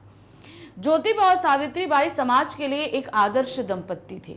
ज्योतिबा ने स्त्रियों की शिक्षा, स्वतंत्रता और समानता के जो विचार समाज के समक्ष रखे, इन विचारों पर सबसे पहले अमल भी उन्होंने ही किया। ऐसा नहीं है कि वो सिर्फ विचारधारा ही रख रहे थे, वो खुद भी उसको इम्प्लीमेंट करते थे। ये नहीं कि बस हमने कह दिया कि ये समाज में होना चाहिए, मगर वो घर में, आजकल देखिए बहुत सारे लोग ऐसे हैं कि हाँ वो बताते हैं कि हाँ ऐसा होना चाहिए, ऐसा होना चाहिए, लेकिन वो खुद उस चीज़ को फॉलो नहीं करते हैं। लेकिन ज्योतिबा जी के साथ ऐसा नहीं था, वो जो चीज़ें समाज के सामने रख रहे थे वो खुद भी उसको वैसे ही फॉलो करते थे। अपनी पत्नी को शिक्षित करके स्वतंत्रता और समानता का अधिकार दिया। तो अगर वो समाज में स्त्री शिक्षा पर बल दे रहे थे, स्त्री की स्वतंत्रता पर बल दे रहे थे, उसकी समानता पर बल दे रहे थे, तो सबसे पहले उन्होंने अपनी घर की स्त्री के साथ ही कार्य किया। उन्होंने अपनी ही पत्नी को पढ़ाया, उसे स्वतंत्रता प्रदान करी, उसे बांध कर नहीं रखा और उसे समानता दी, सारे अधिकारों में समानता दी। उनकी पत्नी ने भी शिक्षित होकर अपने पति के साथ कंधे से कंधा मिलाकर समाज उद्धार के प्रत्येक कार्य में पूरा सहयोग दिया। अब पति ने जब अपने घर से शुरुआत करी तो पत्नी भी शिक्षित हो गई। जब सावित्री शिक्षित हो गई तो उन्होंने क्या किया, उन्होंने भी अपने पति के साथ कंधे से कंधा मिलाया, अर्थात वो जो कार्य समाज को सुधारने के लिए कर रहे थे उसके हर एक काम में सावित्री जी ने उनका साथ दिया। स्त्रियों और असहायों को समाज में स्थान दिलाने के लिए उन्होंने ब्राह्मण समाज से भी टक्कर ली। अब ज्योतिबा जी और सावित्रीबाई दोनों जो हैं वो ब्राह्मण समाज से थे। अब कोई भी अगर ऐसा काम करेंगे तो भाई ब्राह्मण, उनका तो जो है वो रिवोल्ट करना जाहिर सी बात थी। तो जाहिर जब उन्होंने स्त्री शिक्षा, समानता और स्वतंत्रता की बात की कि जब निम्न जाति को भी समान किया, तो इसमें सबसे पहला विद्रोह उन्हें घर से और अपने ही समाज ब्राह्मण समाज से हुआ। ये चीज़ का भी उन्होंने सामना किया। सावित्री देवी ने अपने पति ज्योतिबा के समाज बदलाव के क्रांतिकारी आंदोलनों में पूरा साथ दिया। अब भाई कभी कभी ऐसा होता है ना कि बहुत सारी परेशानी आई, पति अगर कोई कार्य करा तो पति बोले ठीक है भाई तुम कर लो, हम तुम्हारा साथ दे देंगे, हम इतनी तकलीफें नहीं झेल सकते। लेकिन ऐसा नहीं हुआ। जब इस तरीके की परेशानियां, जहां घर में भी विद्रोह था, घर से भी विद्रोह हो रहा था, समाज से विद्रोह हो रहा था, तो ऐसा नहीं है कि सावित्री जी ने ज्योतिबा को अकेले छोड़ दिया। वो हर कदम पे, हर पल उनके साथ रही। हर जितने भी आंदोलन थे, जैसे ना क्रांतिकारी आंदोलनों में पूरा साथ दिया। उन्हें कभी भी अकेला नहीं होने दिया। कन्या पाठशाला में पढ़ाने जाते हुए सावित्री देवी को कई तरह से अपमानित किया गया, लेकिन वे पीछे नहीं हटी। कन्या विद्यालय खोला गया तो उसमें भाई वो पढ़ाने जाती थी, भाई टीचर क्या है, कन्या विद्यालय है तो एक स्त्री ही पढ़ाएगी। अब वो सावित्री बाई पढ़ी लिखी थी, वो जाती थी तो उन्हें बहुत तरह से अपमानित किया जाता था रास्ते में। विधवाओं को फिर से जीवन शुरू करने के लिए अवसर दिए और नवजात बच्चों की देखभाल स्वयं की। तो अब क्या हुआ कि अब इसमें समाज में एक वर्ग ऐसा था विधवाओं का। अब विधवाओं को लेकर अगर बात करें उस समय में तो क्या होता था, बहुत पहले तो सती प्रथा थी। सती प्रथा किसी तरह जैसे तैसे खत्म हुई तो विधवाओं को बिल्कुल समाज में अलग रखा जाता था, सर मुंडा दिया गया, अकेले रखा गया। मतलब एक चटाई जमीन में सोना होता था, रूखा सूखा खाना होता था और भाई उनका विवाह दोबारा हो ही नहीं सकता था। तो इस तरीके से उन्हें समाज में एकदम एक अलग जगह दे दी जाती थी, एकदम कोने में आपको वहाँ रहना है। तो इस चीज़ का भी विरोध किया ज्योतिबा जी ने। और जो है ना, स्त्रियों को क्या कहते हैं, उस कोने से निकाल कर बाहर लाए, समाज में समानता का अधिकार दिया कि भाई आप भी पढ़िए लिखिए, ये कार्यरत रहिए। और जो है विवाह करने में भी उन्होंने काम किया। बहुत सारे ऐसे बच्चे थे जो नवजात बच्चे जिनको देखभाल की ज़रूरत थी, उन्हें भी देखभाल करी। किसानों और असहायों के घरों में जाकर उनकी कन्याओं को पढ़ाने के लिए आग्रह करते। असहायों को एक घूंट पानी पीकर प्यास बुझाने की व्यवस्था देखकर उनके लिए अपने घर के हौद के दरवाजे खोल दिए। तो अब देखिए यहाँ पर जो ज्योतिबा जी ने किया, उसी में साथ सावित्री बाई भी थी। उन्होंने क्या किया कि सिर्फ ये नहीं है कि उन्होंने अपने घर में या कन्या पाठशाला में, वो जो है अछूतों की बस्ती में भी जाते थे, वहाँ लोगों को इंकरेज करते थे कि भाई अपने घर की कन्याओं और बच्चों को पढ़ने के लिए भेजिए। इसके अलावा उनको जो है पानी की बड़ी दिक्कत होती थी। हमने बताया ना कि गांव से इनको बिल्कुल अलग थलग कर दिया जाता था। गांव में सार्वजनिक रूप में जो कुएं वगैरह थे वो सब भी उन्हें छूने की परमिशन नहीं थी। अब उनको अपने घर के हौद का पानी भी देते थे। तो इस तरीके से उन्होंने सबसे पहले अपने आप से शुरू किया ज्योतिबा जी ने, और इसका साथ पूरी तरीके से सावित्री बाई ने उनको दिया। चाहे शिक्षा हो, समानता हो, स्वतंत्रता हो, हर एक चीज़ में जो जो कदम ज्योतिबा ने उठाए, सावित्री बाई उनके साथ रही। उन दोनों ने समाज में फैली कुरीतियां, अंधविश्वासों और पारंपरिक अनीतिपूर्ण विचारों का डटकर मुकाबला किया और स्त्रियों और असहायों के अधिकारों के लिए लड़ाई लड़ी। ज्योतिबा और सावित्री बाई ने प्रत्येक कार्य खुले रूप से किए। दोनों का आदर्श दाम्पत्य सभी के लिए एक मिसाल है। तो जाहिर सी बात है कि उन दोनों ने हर एक चीज़ को समान रूप से किया, साथ मिलकर किया। तो वो एक ऐसे दंपति हैं जिनको देखकर आज के समय में बहुत सारे लोग प्रेरणा ले सकते हैं कि हाँ, किस तरीके से जो है उन लोगों ने मिलजुल कर काम किया। तो इसी तरीके से आज भी समाज में ऐसे बहुत से लोग हैं जो उनके जैसे कार्य कर सकते हैं। प्रश्न संख्या 12 है, ज्योतिबा फुले का चरित्र चित्रण कीजिए। अब उनके चरित्र की क्या क्या विशेषताएं हैं वो आपको यहाँ लिखनी है। तो ध्यान रखिएगा, लघु उत्तरीय आएगा तो आप पॉइंट्स में दे देना, और अगर दीर्घ उत्तरीय आता है तो हेडिंग्स बनाकर भी आप इसे डिटेल में दे सकते हैं। लेखिका ने प्रस्तुत जीवनी में फुले दंपत्ति के समाज सुधार संबंधी कार्यों का उल्लेख किया है। ज्योतिबा फुले ने जो कार्य किए उनके आधार पर उनके चरित्र की निम्न विशेषताएं ज्ञात होती हैं। अब जो जो उन्होंने काम किया उसके हिसाब से उनका जो चरित्र निकल के आ रहा है। भाई पूरे पार्ट में हमने उन्हीं के बारे में और उनकी वाइफ के बारे में पढ़ा, तो जो चीज़ें निकल गई, सबसे बड़ी जो चीज़ थी वो थे एक समाज सुधारक। ज्योतिबा फुले सच्चे अर्थों में समाज सुधारक थे। उन्होंने समाज में व्याप्त सामाजिक रूढ़ियों, अंधविश्वासों का विरोध किया। उन्होंने सत्यशोधक समाज की स्थापना करके पूंजीवादी और पुरोहितवादी मान्यताओं का विरोध किया। विवाह विधि में भी सुधार करने की आवाज़ उठाई। तो उन्होंने समाज में जितनी कुरीतियाँ फैली थी, ये जहाँ पर आपको स्त्रियों को लेकर और जो है निम्न वर्ग को लेकर जितनी भी कुरीतियाँ थी, उन सभी के प्रति उन्होंने आवाज़ आवाज़ उठाई। खास तौर से स्त्री को जो है समाज में समानता का दर्जा नहीं दिया जाता था, शिक्षा नहीं दी जाती थी। विवाह की भी जो नीति थी उसमें भी जितने भी वचन या मंत्र हुआ करते थे वो सब भी पुरुष के हित के ही होते थे, स्त्री के हित के उसमें नहीं होते थे। तो इस तरीके से उन्होंने इन सारी ही चीज़ों, जहाँ जहाँ उन्होंने ये चीज़ देखा कि स्त्री को समानता नहीं मिल रही है या जो है समाज में जो निम्न वर्ग है वो बहुत ही ज़्यादा पिछड़ता जा रहा है, इन सभी के लिए कार्य उन्होंने किया। तो समाज में फैली कुरीतियाँ, जो है आपकी रूढ़ियाँ, इन सभी के खिलाफ उन्होंने कार्य किया है समाज को सुधारने का। संघर्षशील, ज्योतिबा फुले को कदम कदम पर संघर्ष का सामना करना पड़ा। कन्याशाला खोलने पर उन अड़चनों को सहन करना पड़ा। पुरोहितों और रिश्तेदारों के विरोध के कारण घर छोड़ना पड़ा। अब देखिए क्या है, जब इस तरीके के काम किए जा रहे हैं, एक तरीके से हजारों साल पहले से चली आ रही जो कुरीतियां थी उनको बदलना था।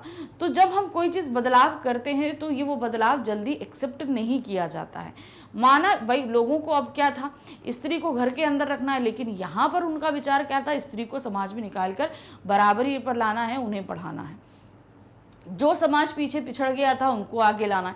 तो इन सभी के लिए उन्हें जहाँ समाज से लड़ना पड़ा वहीं उन्हें अपने घर से भी लड़ना पड़ा। घर में भी उनके अपने रिश्तेदार उनके खिलाफ थे, यहाँ तक कि उन्होंने इसके लिए अपना घर तक छोड़ दिया। तो हर कदम पर उन्होंने जब जब समाज सुधार का कार्य किया उन्हें संघर्ष का सामना करना पड़ा। नेक्स्ट है नारी उत्थान की भावना। तो उनके अंदर ये चीज़ बहुत थी क्योंकि उन्होंने अपने घर में सब जगह ये चीज़ देखी थी कि जो स्त्रियां हैं उनका अपना वजूद सिर्फ घर तक है, वहाँ पे भी सिर्फ चौके तक है। घर के जो फैसले हैं, जो चीज़ें हैं, उनमें स्त्रियों को कभी किसी से कोई सहमति नहीं ली जाती है। उन्हें घर के कामों के अलावा किसी और चीज़ के लिए सुटेबल माना ही नहीं जाता है। तो ये चीज़ वो बचपन से देखते आए, तो ये उनके दिल में कहीं ना कहीं घर कर गई। और जब वो बड़े हुए तो उन्होंने सबसे पहला कदम इसी दिशा में उठाया कि नारी को जो है वो उठाना है, जो उसका अपना, भाई किसी भी समाज को चलाने के लिए स्त्री और पुरुष दोनों की आवश्यकता पड़ती है। अब पुरुष को तो आप समाज में सारा मान सम्मान सब कुछ दे रहे हो, लेकिन एक स्त्री जो जीवन को जन्म दे रही है उसका अपना कोई वजूद नहीं है। तो इस चीज को उन्होंने बहुत ही डीपली समझा और नारी के उत्थान के लिए कार्य किया, उसकी उन्नति और प्रगति के लिए कार्य किया।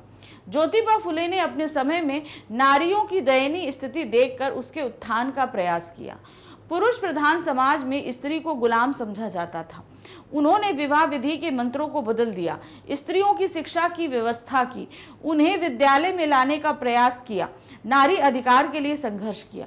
तो उन्होंने सिर्फ ये नहीं था कि नारी को सिर्फ पढ़ा दिया काम हो गया, नहीं, नारी को भाई पढ़ाने के लिए एक पाठशाला खोली। अब घरों से लड़कियां नहीं आती थी, उन लोगों को जाकर समझाते थे, वहां से लड़कियों को लेकर आते थे। बहुत सारी रूढ़ियाँ थी, जैसे कि भाई विधवाओं को समाज में स्थान नहीं दिया जाता था, उन्हें दिया, ये काम किया, उनको पढ़ाने का काम तो किया ही किया। जब वो विवाह मंत्र होते थे उसमें भी उन्होंने देखा कि नारियों को कहीं ना कहीं दबाया जा रहा है, तो वहाँ पर भी उन्होंने कार्य किया नारियों के लिए। तो इस तरीके से हम देखते हैं कि उन्होंने हर कदम पे नारी के उत्थान के लिए कार्य किया। उन्होंने समाज में जिस एरिया में देखा कि नारी जो है दबाई जा रही है, प्रताड़ित करी जा रही है, शोषित की जा रही है, तो हमेशा उस जगह पर उन्होंने खड़े होकर कार्यरत रहे। आचरण और व्यवहार की एकता, यानी कि उनके जो विचार थे, जो कुछ भी चीज़ें वो मानते थे, जैसे उन्होंने नारी शिक्षा की बात करी, नारी समानता की बात करी, उन्होंने शूद्रों या निम्न समाज की समानता की बात करी, नारी की स्वतंत्रता की बात करी। तो ये सारी चीज़ें उन्होंने सबसे पहले अपने घर से शुरू करी। यानी कि उन्होंने सबसे पहले जब नारी शिक्षा की बात करी, उन्होंने अपने घर से अपनी ही वाइफ को पढ़ाया, उसे स्वतंत्रता प्रदान करी। जब उन्होंने निम्न जाति के उत्थान की बात करी तो उन्होंने अपने घर के पानी को उसको दिया। उनकी बस्तियों में जाते थे, भाई जहाँ पर उच्च जाति के लोग जाना मतलब कदम नहीं रखते थे, वो उन बस्तियों में जाकर, लोगों के घरों में जाकर जो है वो बात करते थे कि आप लोगों का पढ़ना ज़रूरी है। तो कहने का मतलब है जो वो जिन भी सिद्धांतों को मानते थे उसे व्यवहार में लाते थे। सिर्फ ये नहीं है कि मान लिया मगर अपने व्यवहार में कभी नहीं लाए। जो चीज़ें, जो भी आचरण था वो उनके व्यवहार में था, वो उस चीज़ पर रिएक्ट करते थे। ज्योतिबा फुले केवल उपदेशक नहीं थे, उनके चरित्र की सबसे बड़ी विशेषता यह थी कि वे जो कुछ कहते उसे व्यवहार में भी लाते थे, यानी कि जो कह रहे हैं वो खुद भी उसे इम्प्लीमेंट करते थे। वे स्त्रियों की स्वतंत्रता और अधिकार के लिए हमेशा संघर्ष करते रहे। उन्होंने ये कार्य अपने घर से ही प्रारंभ किया। अपनी पत्नी सावित्रीबाई को मराठी सिखाई, अंग्रेजी लिखना पढ़ना और बोलना सिखाया, सामाजिक कार्यों को करने की उन्हें स्वतंत्रता प्रदान की। तो अब ये सिर्फ एक उदाहरण है कि जब उन्होंने कहा कि हम नारी को शिक्षित करें और नारी को स्वतंत्रता प्रदान करें, तो ये काम सबसे पहले उन्होंने अपनी पत्नी सावित्रीबाई के साथ किया। उन्हें मराठी सिखाई, अंग्रेजी लिखना बोलना सिखाया। उसके अलावा समाज के बहुत सारे कार्य होते हैं, उसको करने की स्वतंत्रता दी। ये दिखाया भाई, एक उदाहरण प्रस्तुत किया कि जब मैं कर सकता हूं तो इस तरीके से समाज की सभी औरतों को स्वतंत्रता प्रदान की जा सकती है। ये एक उदाहरण के तौर पर उन्होंने प्रस्तुत किया। ये नहीं कि सिर्फ बोल दिया और अपने घर की नारी को बिल्कुल नहीं पढ़ाया। जो चीज उन्होंने कही उसका पालन भी उन्होंने खुद भी किया।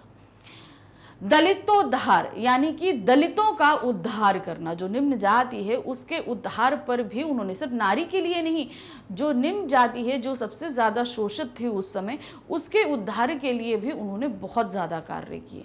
ज्योतिबा फुले ने दलितों, शोषितों और स्त्रियों की समानता के लिए लड़ाई लड़ी। उन्होंने दलित बालिकाओं की शिक्षा के लिए कन्याशालाएं खोली, बाल हत्या प्रतिबंधक गृह में अनाथ बच्चों और विधवाओं के लिए दरवाजे खोले, महार, चमार और मांग जाति के लिए पानी की व्यवस्था की, उपेक्षित स्त्री जाति को अधिकार दिलाने के लिए संघर्ष किया। तो उन्होंने जहां स्त्री जाति के लिए सारे उद्धार किए, पढ़ाई लिखाई, स्वतंत्रता, समानता, वहीं दलित वर्ग के लिए भी उन्होंने कार्य किया। कि हमने बताया ना, उस समय ये जो वर्ण व्यवस्था थी ये अपने चरम पर थी। हर जाति जो है वो अपनी जात को लेकर बहुत थी, कि ब्राह्मण जाति है तो क्या कहते हैं क्षत्रिय है, तो ये सभी जो है ना निम्न जाति से की परछाई तक नहीं पड़ने देना चाहते। अपने घर के काम कराएंगे जो कुछ भी है, लेकिन उनको जो है बहुत अछूत माना जाता था। तो उनके उद्धार के, उनको शोषण भी बहुत किया जाता था, उनसे काम लिया जाए, पैसे ना दिए जाए, इस तरीके से भाई मार पीट ना जाने क्या क्या होता था। तो इस तरीके से उनका शोषण भी खूब होता था। इस शोषण से बचाने के लिए इन्होंने कार्य किया। दलितों में, भाई दलितों को समानता कैसे आएगी, पहले उनको शिक्षा देनी है, तो उनको शिक्षा के लिए प्रोत्साहित किया। उनकी जो कन्याएं थी उनके लिए अलग से, भाई ये जब समाज में बताया ना वर्ण व्यवस्था बहुत स्ट्रांग थी, तो भाई ये था कि भाई अगर ब्राह्मण की कन्याएं पढ़ने आएंगी तो वहाँ शूद्र की कन्याएं नहीं पढ़ सकती। तो इस कंडीशन में उन्होंने कहा कि चलो पहले ऐसा है तो हम शूद्रों के लिए अलग कन्या पाठशाला खोल देते हैं। तो उन्होंने उसके लिए अलग एक कन्या पाठशाला शूद्र कन्याओं के लिए खोल दिया। वहाँ पर उन क्या कहते हैं दलित जो है जितनी भी कन्याएं हैं वो आती थी और पढ़ती थी। तो इस पहले तो उन्होंने पढ़ने पर जोर दिया। भाई जब हम पढ़ते हैं ना तो हमारी बुद्धि खुलती है, जब खुलती है तो ये जाति वगैरह सब अपनी जगह कहीं धरे के धरे रह जाते हैं, कोई नहीं मानता है। तो वही चीज़ हुआ। उन्होंने कहा भाई पहले तो हम शिक्षा पर बल दें, जब ये सब शिक्षित हो जाएंगे तो इनको अपने आप समझ आएगी और समानता में हमारा साथ देंगे। तो चलो ठीक है, पढ़ना ज़रूरी है तो पहले हम पढ़ाते हैं।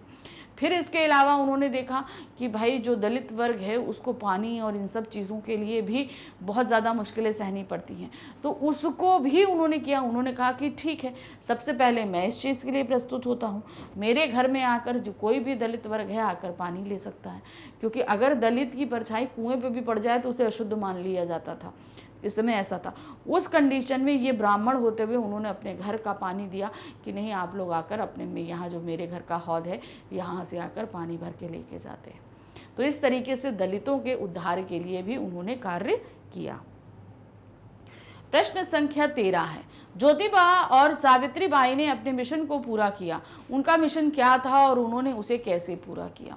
तो उन्होंने जहां स्त्री शिक्षा, स्वतंत्रता, समानता, वहीं दलितों का उद्धार भी उनके लिए प्रमुख था। दोनों का यही था, ये उनका मिशन था और उन्होंने इसमें कार्य किया। शूद्रों, दलितों का उत्थान करना, स्त्रियों को गुलामी से मुक्त कराकर अधिकार दिलाना, यही उनका मिशन था। शूद्रों को वेद पढ़ने का अधिकार नहीं था, केवल उच्च वर्ग को शिक्षा ग्रहण करने और वेद पढ़ने का अधिकार था। फुले ने सत्य शोधक समाज की स्थापना की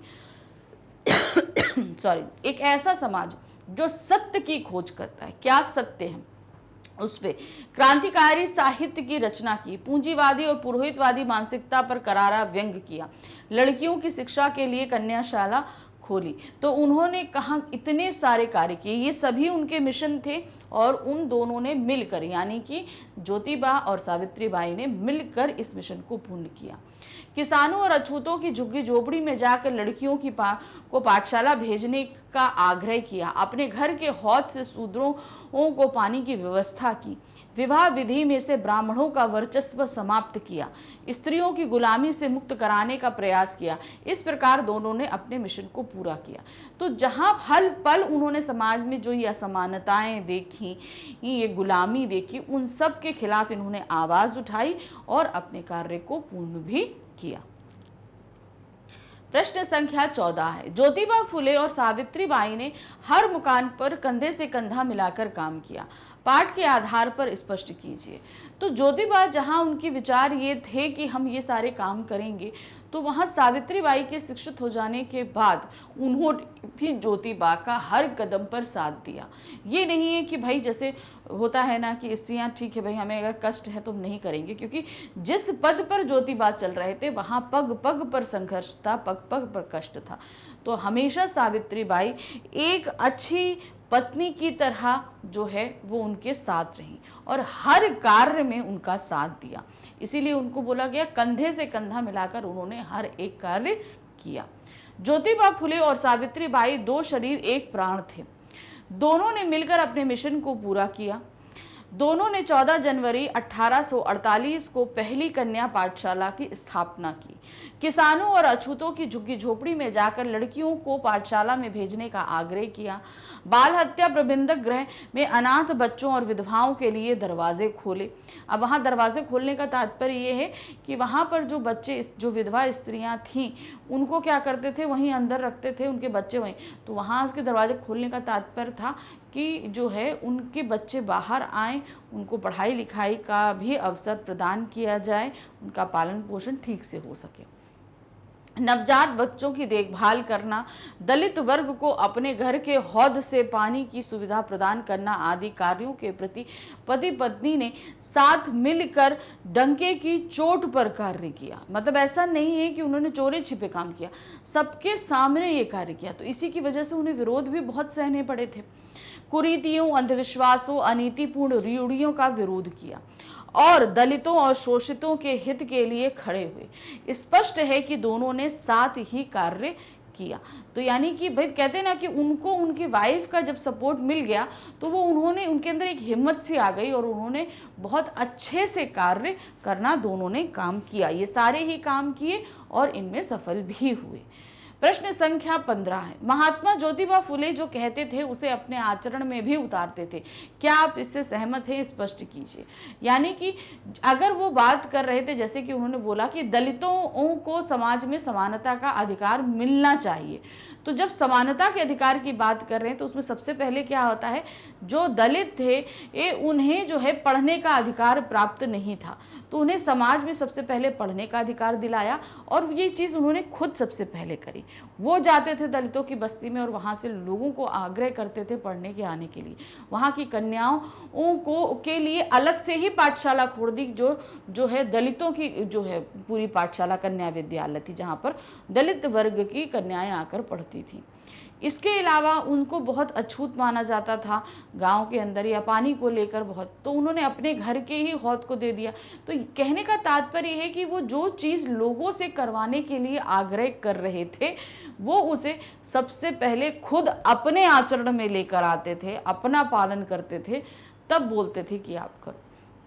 इसी तरीके से जब उन्होंने स्त्री शिक्षा और समानता की बात करी, स्वतंत्रता की बात करी, तो उन्होंने सबसे पहले अपने घर की स्त्री को शिक्षित किया, उसे स्वतंत्रता प्रदान करी कि समाज के घर के फैसले वो ले सके, उसे समानता दी, समाज में हर एक कार्य में उसे अपने समान रखा। तो कहने का तात्पर्य क्या था, अगर वो चाह रहे थे कि समाज में सभी स्त्रियों को शिक्षा प्राप्त हो, समानता स्वतंत्रता प्राप्त हो, तो सबसे पहले ये कार्य उन्होंने अपने घर की स्त्री से कार्य, यानी कि जो बात वो बोलते थे वो खुद उसे व्यवहार में भी लाते थे। ज्योतिबा फुले की सबसे बड़ी विशेषता यह थी कि उनके सिद्धांत और व्यवहार में कोई अंतर नहीं था। वे जो कुछ कहते उसे अपने आचरण और व्यवहार में उतार कर दिखाते थे। वे कोरे उपदेशक नहीं थे। वे पहले स्वयं करते फिर दूसरों को करने के लिए प्रेरित करते थे। उन्होंने स्त्री को शिक्षित करने और अधिकार देने की बात कही। इस दिशा में उन्होंने पहला कदम अपने परिवार से ही उठाया। तो जब उन्होंने ये चीज़ कही तो सबसे पहले अपने परिवार से ही इस चीज़ की शुरुआत करी थी। अपनी पत्नी सावित्रीबाई को शिक्षित कराया, उन्हें मराठी भाषा सिखाई, अंग्रेजी लिखना पढ़ना और बोलना सिखाया, उन्हें समानता का अधिकार दिया। फुले ने सावित्री को कन्याशाला खोलने में अपने साथ लिया। दलितों, शोषितों और स्त्रियों के लिए जो संघर्ष प्रारंभ किया था उसमें उन्हें अपना भागीदार बनाया। अतः स्पष्ट है कि फुले जो कहते पहले उसे करते थे, यानी कि जो वो कार्य समाज के लिए कर रहे थे उसमें उन्होंने सावित्री बाई को अपने साथ रखा, यानी कि एक समानता दी, घर से बाहर निकलकर कार्य करने के लिए कार्य क्षेत्र दिया, यानी स्वतंत्रता दी। स्त्री शिक्षा के लिए उन्हें पढ़ाया, मराठी अंग्रेजी दोनों पढ़ाई, ताकि वो जो है बाहर निकलकर अपने पैरों पर खड़ी भी हो सके। प्रश्न संख्या 16 है, ज्योतिबा फुले ने विवाह विधि में परिवर्तन क्यों किया? भाई, जो पद्धति थी विवाह की चली आ रही थी, जो भी विधियां थी, वो उसमें क्यों तब्दीली करी? क्योंकि विवाह विधि में ब्राह्मण का वर्चस्व रहता था, ब्राह्मण पूरे विवाह को संपन्न कराता था। तो उन्हें ये लगा कि भाई यहाँ पे तो हम ये देख रहे हैं कि ब्राह्मण का वर्चस्व है, यानी किसी एक उच्च वर्ग का वर्चस्व। तो उन्होंने सबसे पहले जो है ना ऐसी विवाह नीति बनाई जिसमें से ब्राह्मण को हटा ही दिया पूरी तरीके से। विवाह जो है वहाँ पर ब्राह्मण का कोई कार्य नहीं था। ज्योतिबा फुले ने अनुभव किया कि प्रचलित विवाह विधि में स्त्री पुरुषों को समान अधिकार प्राप्त नहीं है। अतः उन्होंने स्त्री समानता को प्रतिष्ठित करने के लिए विवाह विधि में परिवर्तन किया। कहते हैं ना, जो विवाह जब होता है तो जो है 7 वचन लिए जाते हैं। उन 7 वचनों को अगर हम देखें तो उसमें क्या था, वो वचन भी सभी कुछ पुरुष के हित में ही थे। तो ये भी उनको बड़ा बुरा लगा। तो तब उन्होंने इसमें जो है बदलाव करने के लिए सोचा। उस समय की विवाह विधि में ऐसे मंत्र थे जो पुरुष प्रधान संस्कृति का समर्थन करते थे, यानी ऐसे मंत्र और ऐसे वचन थे जहां पुरुष का वर्चस्व कायम रहे और स्त्री को गुलाम सिद्ध करते थे। अतः स्त्री को समान अधिकार दिलाने के लिए नई विवाह विधि की रचना की गई। उन्होंने विवाह विधि में से ब्राह्मण का स्थान ही हटा दिया। तो कहने का मतलब है विवाह विधि में जो कुछ मंत्रोच्चार थे, कुछ चीज़ें थी, उनमें बदलाव किया और साथ ही साथ ब्राह्मण जो है वो हर चीज़ पुरुष जाति के अंतर्गत करता था, पुरुष के वर्चस्व को बढ़ाने के लिए करता था। तो उसको ही उस विवाह नीति से पूरी तरीके से हटा दिया गया। उन्होंने विवाह विधि में से उन मंत्रों को हटा दिया जो पुरुष को प्रधानता देते हैं। अतः उन्होंने ऐसे मंगलाष्टक के मंत्रों को तैयार किया जिन्हें वर वधू आसानी से समझ सके। इन मंत्रों में वधू वर से यह वचन लेती है कि वह स्त्री को अधिकार देगा और स्वतंत्रता का अनुभव करने देगा। इसी कारण फुले ने विवाह विधि में परिवर्तन किया, क्योंकि अब वो समाज में वो किस लिए कार्यरत थे? स्त्री की शिक्षा, स्वतंत्रता और समानता के लिए।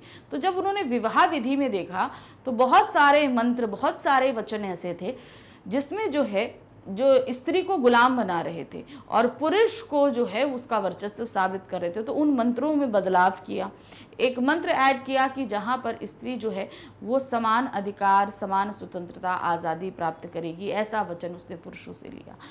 तो इस तरीके से वो उन्होंने जहाँ जहाँ देखा कि स्त्री की गुलामी के प्रयत्न किए जा रहे हैं, वहाँ वहाँ उन्होंने उसको हटाने का कार्य किया।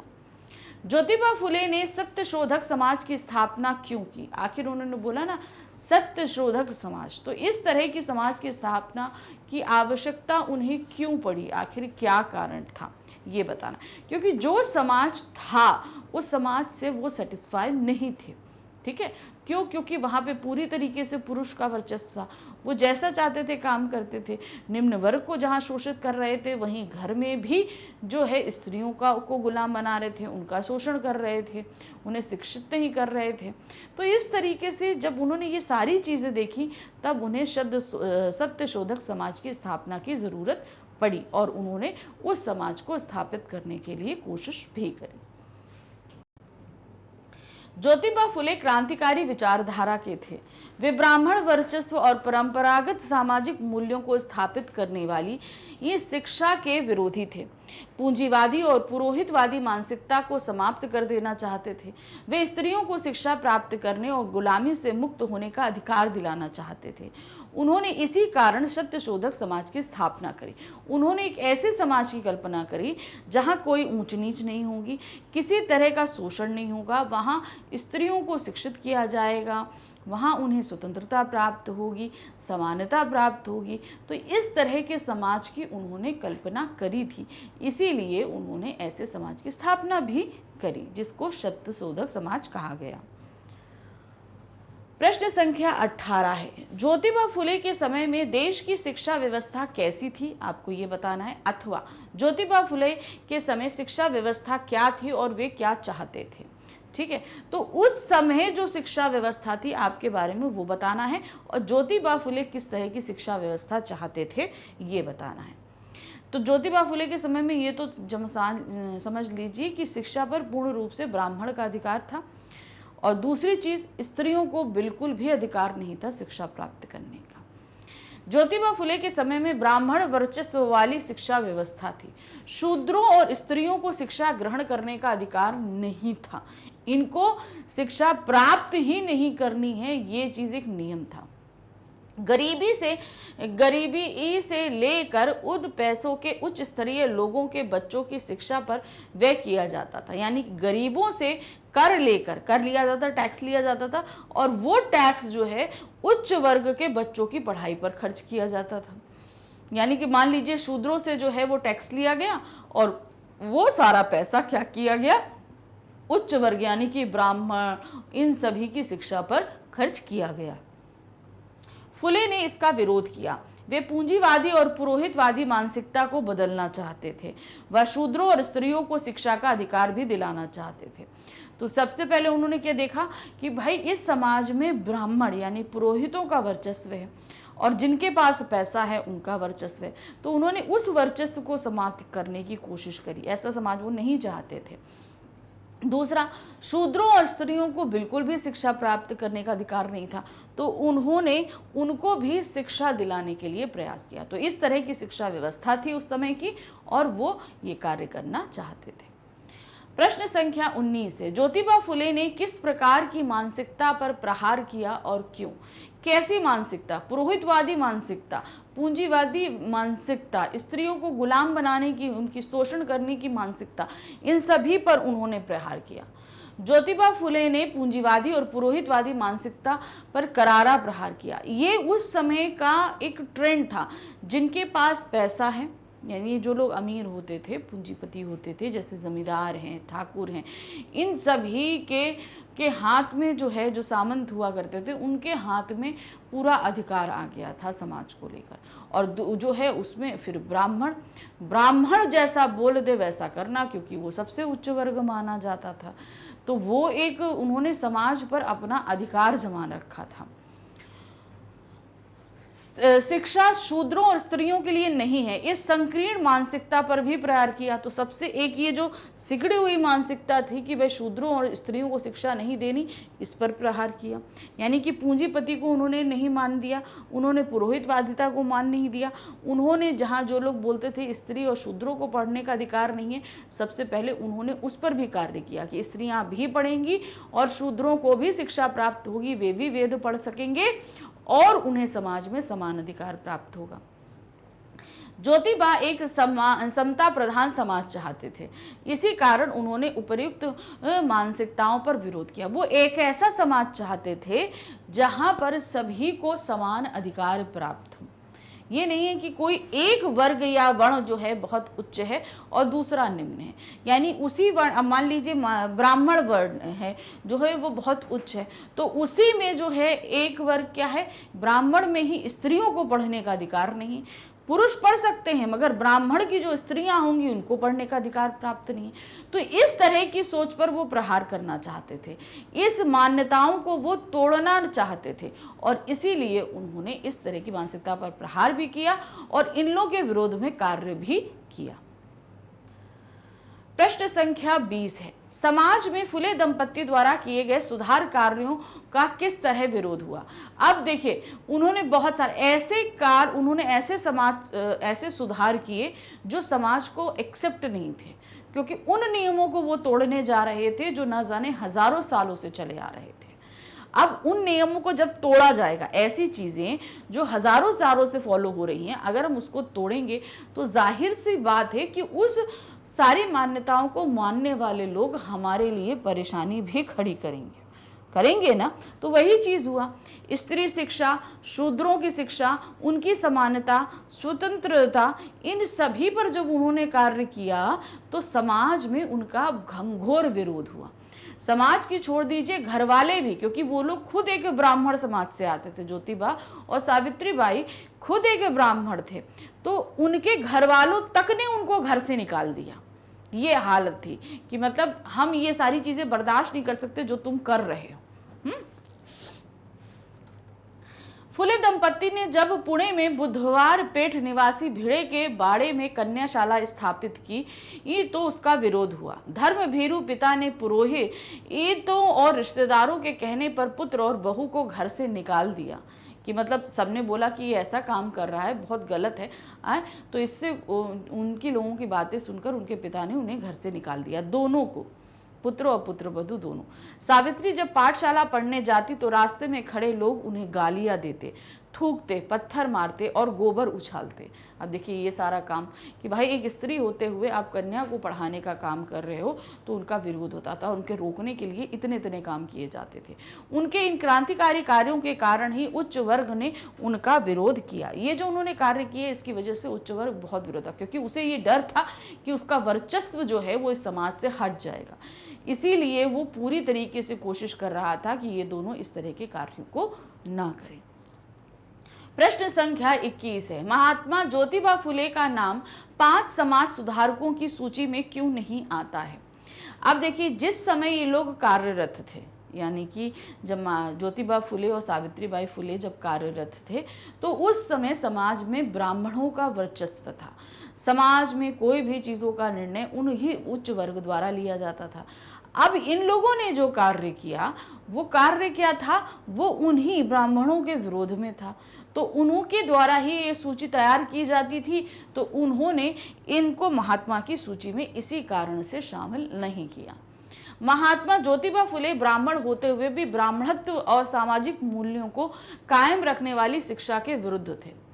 उन्होंने अपने क्रांतिकारी साहित्य में पूंजीवादी और पुरोहितवादी मानसिकता पर हल्ला बोल दिया था। यानी कि जो वो कार्य कर रहे थे उसमें इस दोनों का ही पुरजोर विरोध किया गया था। उनका संभ्रांत समाज के प्रति ऐसा विरोध प्रतिष्ठित समाज को पसंद नहीं आया। अब संभ्रांत यानी कि जो पढ़े लिखे हैं, जिनके पास पैसा है, ऐसे समाज को उनका ये जो कार्य था, ये जो जिस तरीके से पूंजीवादी और पुरोहितवादी का वो विरोध कर रहे थे, ये चीज़ें उनको पसंद नहीं आई। इसलिए उस समय के महान समाज सुधारक ज्योतिबा फुले का नाम 5 समाज सुधारकों की सूची में नहीं आया। कारण ये था क्योंकि वो सूची बनाने का काम भी किनका, पुरोहितों का, ब्राह्मणों का, इस उच्च वर्ग का ही होता है। जब उच्च वर्ग उनसे प्रसन्न ही नहीं है तो वो उनका नाम क्यों सूची में देगा। तो उन्होंने उनको उस 5 समाज सुधारकों की सूची में शामिल ही नहीं किया। प्रश्न संख्या 22 है, लेखिका ने अपने निबंध में किन किन कार्यों को प्रतिपादित किया है।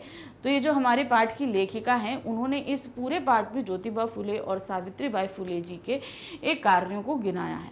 वो क्या क्या कार्य हो सकते हैं प्रतिपादित किए, देखिए।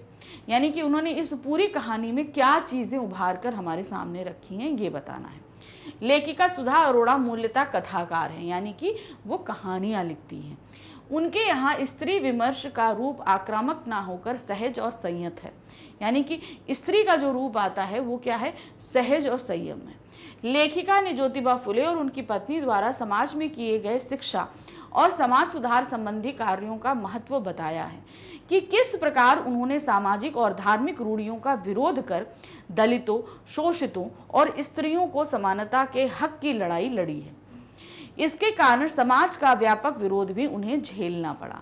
यानी कि इस पाठ में उन्होंने बताया कि किस तरीके से उन्होंने दलितों और स्त्रियों को लिए कार्य किया, तो इससे उच्च वर्ग जो है, जो ब्राह्मण वर्ग है, वो उनसे बहुत खफा हो गया और उन्होंने उनका जो है बहुत ही ज़्यादा विरोध किया। उन्हें समाज में भी कहते हैं ना, बिरादरी से बेदखल कर देना, तो उस तरीके के कार्य तक उनके साथ किए गए थे। प्रश्न संख्या 23 है, ज्योतिबा फुले ने स्त्री शिक्षा का व्यवहारिक उदाहरण किस प्रकार प्रस्तुत किया। व्यवहारिक का मतलब क्या होता है? कोई ऐसा कार्य करना जो हम अपने व्यवहार के द्वारा कार्य करें। तो इसका व्यवहारिक उदाहरण क्या था? उन्होंने अपनी पत्नी सावित्रीबाई फुले को पढ़ाया। सबसे पहला कार्य उन्होंने अपने घर से ही शुरू किया था। ज्योतिबा फुले के विचार अपने समय से बहुत आगे थे। जो समय था उनका, वो समझ लीजिए जो जिस समय वो थे, वो आज आधुनिक समय जैसे हम आज हैं, तो उनकी सोच आज की थी, ना कि वो जिस समय में पैदा हुए थे। जिस समय में पैदा हुए तो हमने बताया ना, ऊंच नीच, जात पात, वर्ण व्यवस्था, छुआछूत अपने चरम पे थी समाज में, और उस समय उन्होंने इन सारी चीजों पर कार्य किया था।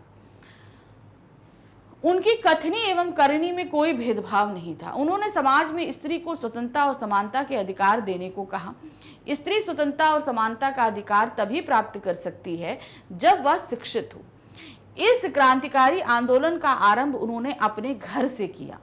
सबसे पहले अपनी पत्नी को शिक्षित किया। उन्हें मराठी भाषा ही नहीं, अंग्रेजी में भी पढ़ना लिखना सिखाया। सावित्रीबाई की भी पढ़ाई में रुचि थी, वो भी बचपन से पढ़ना चाहती थी। जो पति ने पढ़ाया तो उन्होंने भी पढ़ा। उन्हें अपने पिता के घर पढ़ने नहीं दिया गया था। उनके पिता के अनुसार पढ़ लिखकर स्त्री की बुद्धि खराब हो जाती है। सावित्रीबाई को शिक्षित करने के उपरांत उन्होंने पुणे में 14 जनवरी 1848 को में पहली कन्या पाठशाला खोली, पहली गर्ल्स स्कूल खोला। भारत के 3000 सालों के इतिहास में ऐसा पहले कभी नहीं हुआ था कि स्त्रियों के लिए अलग पाठशाला हो। तो जब उन्होंने खोला 1848 में, तो उसके पहले के 3000 साल के आप अगर जो है उनको उठा लेंगे इतिहास को, तो कोई भी कन्या विद्यालय नहीं खोला गया था। इस कार्य में उन्हें परिवार और समाज दोनों का कड़ा विरोध सहन करना पड़ा। ब्राह्मण समाज जिस स्त्री को तुच्छ समझकर घर के एक कोने में रखना चाहता था, उसे फुले के प्रयासों ने घर के कोने से निकालकर समाज में आदरणीय स्थान प्रदान किया। इस कार्य के लिए ब्राह्मण समाज ने उनका बहिष्कार कर दिया। अब सोचिए, जो ये कार्य उन्होंने किया ब्राह्मण समाज को पसंद नहीं आया, तो उन्हें बहिष्कार कर देना, यानी कि ब्राह्मण समाज से उनको पूरी तरीके से बाहर निकाल दिया गया। धर्म के बंधनों में जकड़े उनके पिता ने भी ब्राह्मण समाज से डरकर ज्योतिबा फुले और सावित्री देवी को घर से निकाल दिया। जब ब्राह्मण समाज ने निकला तो भाई उनके पिता को भी डर लगा। जो ब्राह्मण समाज था, उन्होंने उनके पिता पे प्रेशर डाला। तो उस प्रेशर के कारण उन्होंने अपने पुत्र ज्योतिबा और अपनी पुत्र वधू सावित्री को घर से निकाल दिया। इस प्रकार स्त्री शिक्षा के लिए उन्हें समाज का कड़ा विरोध सहन करना पड़ा। सावित्रीबाई को शिक्षित करके उन्होंने समाज के अन्य लोगों के समक्ष उदाहरण प्रस्तुत किया, और सावित्री ने भी शिक्षित होने के पश्चात पति के कार्यों को बढ़ चढ़कर आगे बढ़ाया। तो उनके इन सभी कार्यों से समाज का विरोध भी हुआ, और लेकिन ऐसा नहीं है कि विरोध करने से उन दोनों ने इस कार्य को छोड़ दिया। उन्होंने एक कार्य किया और सावित्री ने उनका पूरी तरीके से साथ भी दिया। प्रश्न संख्या 24 है, ज्योतिबा फुले स्त्री पुरुष के बीच किस प्रकार के संबंध को चाहते थे? तो वो स्त्री पुरुष के बीच समानता का संबंध चाहते थे। जितने अधिकार पुरुष को हैं, उतने सारे अधिकार जो हैं वो स्त्री को भी प्राप्त हों। घर, परिवार, शिक्षा, समाज, जिसमें भी फैसले लेने हो, कार्य करना हो, उन स्त्री को भी पुरुष के समान अधिकार प्राप्त हों। पुराने समय में स्त्री को समाज में वही स्थान प्राप्त था जो स्थान असहायों को प्राप्त होता है, मतलब जो कुछ कर नहीं सकते उनको प्राप्त, वैसा था। ब्राह्मण समाज में स्त्री होना बुरे कर्म का फल माना जाता था। यानी कि अगर ब्राह्मण समाज में कोई कन्या पैदा हो जाए तो कहते थे कि तुमने कोई बुरा कर्म किया होगा, इसलिए तुम्हारे घर में कन्या पैदा हुई। यानी कि कन्या का पैदा होना भी वो लोग अच्छा नहीं मानते थे। स्त्री केवल आमोद प्रमोद की वस्तु मानी जाती थी, यानी कि उसके साथ आप अपनी इच्छाएं पूर्ति कीजिए, बच्चे पैदा करिए, घर के सारे काम कराइए। इसके अलावा स्त्री का कोई भी जो है रोल नहीं था। ऐसे में ज्योतिबा फुले ने स्त्री को समाज में स्वतंत्रता और समानता का अधिकार देने की बात कही। उन्होंने कहा कि स्त्रियां भी पुरुषों की तरह इंसान हैं, उन्हें भी खुली हवा में सांस लेने का अधिकार है और पुरुष के समान ही शिक्षा प्राप्त करने का भी अधिकार है। भाई पुरुष को जो जो अधिकार हैं, भाई समाज इन दोनों से ही चल रहा है, तो एक को ज्यादा अधिकार और एक को कम अधिकार क्यों? जब समाज उन दोनों के हिसाब दोनों के साथ चलने से ही चल रहा है, तो दोनों का अधिकार भी समान रूप से प्राप्त होने चाहिए। पुरुषों और स्त्रियों के पक्षपात नहीं होना चाहिए। जब उन्हें समान रूप से समाज चलाना है, तो भाई अधिकार भी समान रूप से प्राप्त हो, हर एक चीज को करने का समान अधिकार प्राप्त हो। ये चीज पर उन्होंने जोर दिया और इसी तरीके से संबंध वो चाहते थे। ज्योतिबा ने पुरुष समाज में स्त्री समानता को प्रतिष्ठित करने के लिए नई विवाह विधि की रचना की, जिसमें स्त्री पुरुष से समानता और स्वतंत्रता का अधिकार मांग सके। कि मतलब ऐसी विवाह नीति करी जिसमें स्त्री जो है वो पुरुष से अपनी स्वतंत्रता मांग रही कि मैं तुमसे विवाह तभी करूंगी जब तुम मुझे ये वचन दोगे कि हर एक फैसले में तुम मेरे से राय लोगे, मेरे साथ समान, मुझे हर एक चीज में समानता और स्वतंत्रता प्रदान करोगे। इससे दोनों में एक दूसरे के प्रति समर्पण भाव जागृत होगा। वे लोग समाज के उद्धार में अपना सहयोग देंगे। जब स्त्री पुरुष में समानता होगी, दोनों अच्छे से रहेंगे, तो जाहिर सी बात है जब एक परिवार स्वस्थ रहता है, अच्छा रहता है, खुश रहता है, तो वो समाज के उद्धार के लिए भी काम उतना ही अच्छा करता है, उसका काम भी उतना ही अच्छा होगा। तो यही चीज वो चाहते थे। यदि पुरुष स्त्री को समाज में उचित स्थान देगा, तो वह उसके साथ मिलकर हर प्रकार का विरोध सहकर कठिन से कठिन परिस्थिति में उसका साथ देगी। यानी कि जब पुरुष स्त्री का साथ देगा, तो जाहिर सी बात है हर मुश्किल घड़ी में स्त्री भी पुरुष का साथ देगी। इस प्रकार स्त्री पुरुष दोनों में प्यार, समर्पण, त्याग और विश्वास की भावना उत्पन्न होगी।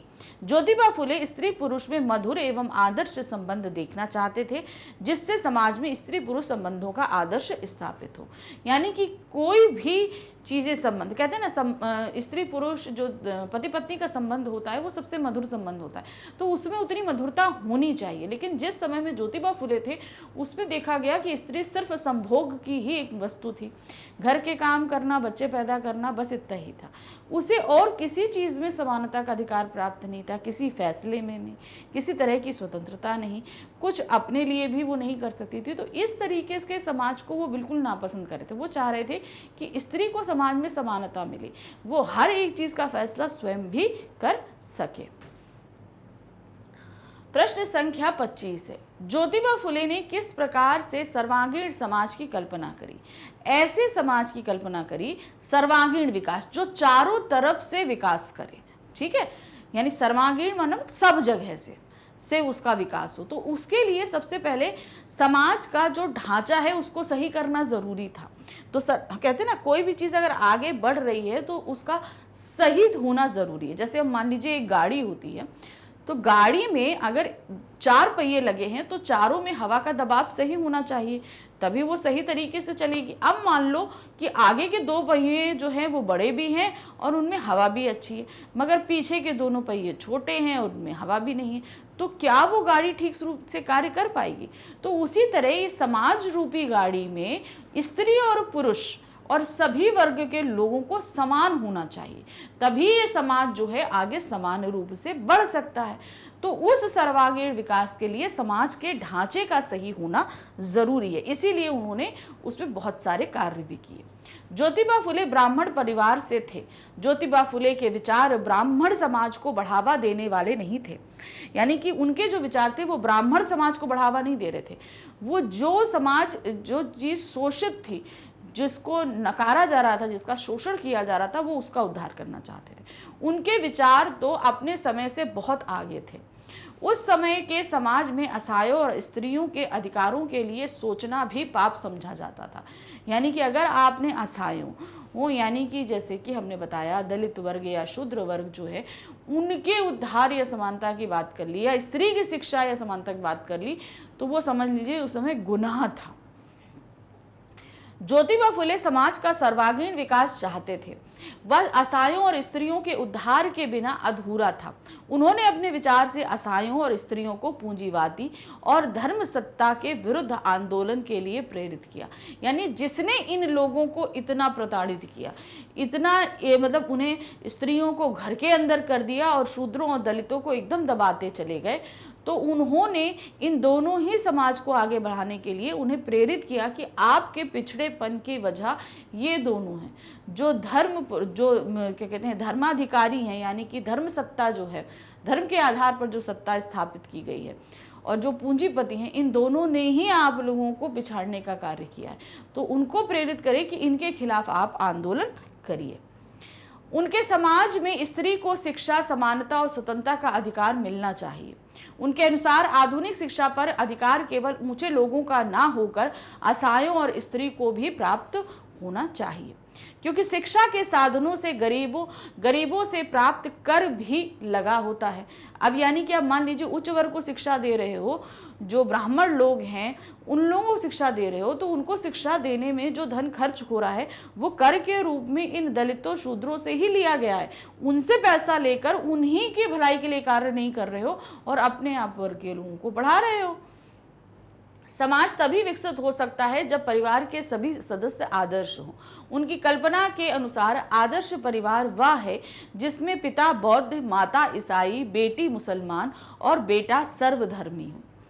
सभी को जीवन जीने का समान अवसर मिले। तो कहने का तात्पर्य ये था कि एक परिवार में सभी धर्म के लोग रहे, यानी कि कोई भी तरह का ऊंच नीच नहीं हो, भेदभाव नहीं हो, असमानता नहीं हो, शोषण नहीं हो। तो इस तरीके का जब एक परिवार होता है तो समाज भी उसी तरीके से किसी तरह का भेदभाव किसी के साथ नहीं करता है। किसी को छोटा समझकर बुरा व्यवहार ना किया जाए। विधवा अपने घर में घुट घुट कर जीवित ना रहे। अब कहते ना, विधवा हो गई तो उसे एक कोना दे दिया जाता था घर का कि तुम वहीं सड़ती रहो, तुम्हें पूरे घर से कोई मतलब नहीं है। उनके बच्चे अनाथों की तरह ना पढ़े, यानी कि विधवाएं जो होती थी उन्हें घर के एक कोने में रख दिया जाता। पिता तो है ही नहीं, माँ को कोई अधिकार नहीं, वो चुपचाप एक कोने में पड़ी रहे। और बच्चे क्या है, तो उनकी केयर करने वाला कोई नहीं रहता था, तो बच्चे कैसे अनाथों की तरह जीते थे। इन सब के लिए उस समय के पारंपरिक और रूढ़िवादी समाज का विरोध करने का साहस चाहिए था। अब ये सारे के लिए क्या था, पहले तो ये जो समाज ने जो ये ढांचा खड़ा किया है, इसको तोड़ने के लिए उस समाज का ही विरोध करना पड़ेगा। ज्योतिबा ने समाज को पुराने विचारों से बाहर निकालने के लिए सभी प्रकार का विरोध सहा और समाज को नया रूप दिया।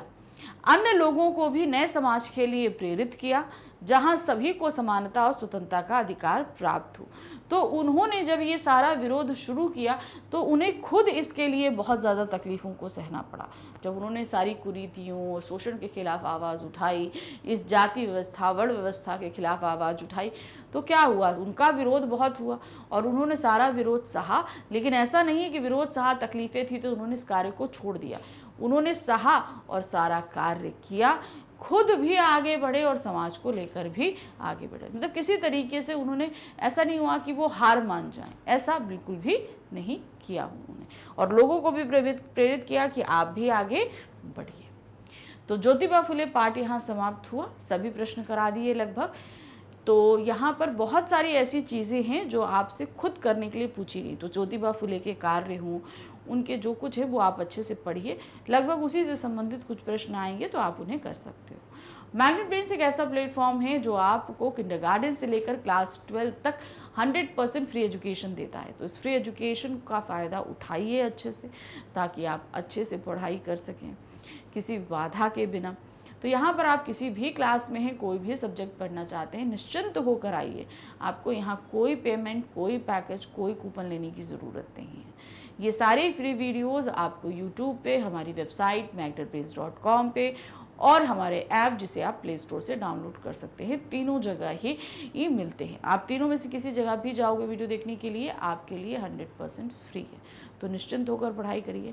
लेकिन जब आप हमारे ये वेबसाइट और ऐप पर आते हैं तो यहाँ पर आपके लिए हर एक चीज़ सिस्टमेटिक ढंग से अरेंज की गई है, ताकि आपका टाइम वेस्ट ना हो, आपको हर एक चीज़ बहुत आसानी से मिल जाए।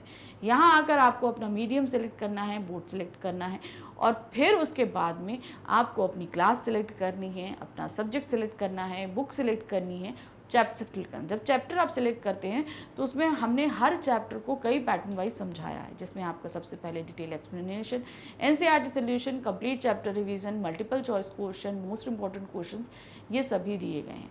तो जब आप इन सारी ही चीज़ों को अच्छे से पढ़ लेंगे तो एग्ज़ाम्स के दौरान भी हम आपके साथ रहते हैं। उस दौरान हम आपको magnet pen sample paper, previous year question papers जो है बोर्ड क्लासेस के लिए, बहुत सारे revision video, live session, doubt solving session, और आपके बहुत सारे टिप्स हैं, ट्रिक्स हैं, इसके अलावा शॉर्ट्स भी देते हैं जिससे आप अपने एग्ज़ाम्स की तैयारी बहुत अच्छे से कर सकें। तो ये सारी चीज़ें अच्छे से करिए, पढ़िए। ये मिलेंगे हम अपने नए चैप्टर के साथ। गद्य खंड के अभी हमारे और अध्याय बाकी हैं, तो मिलते हैं अगले चैप्टर के साथ। Thank you for watching, bye bye.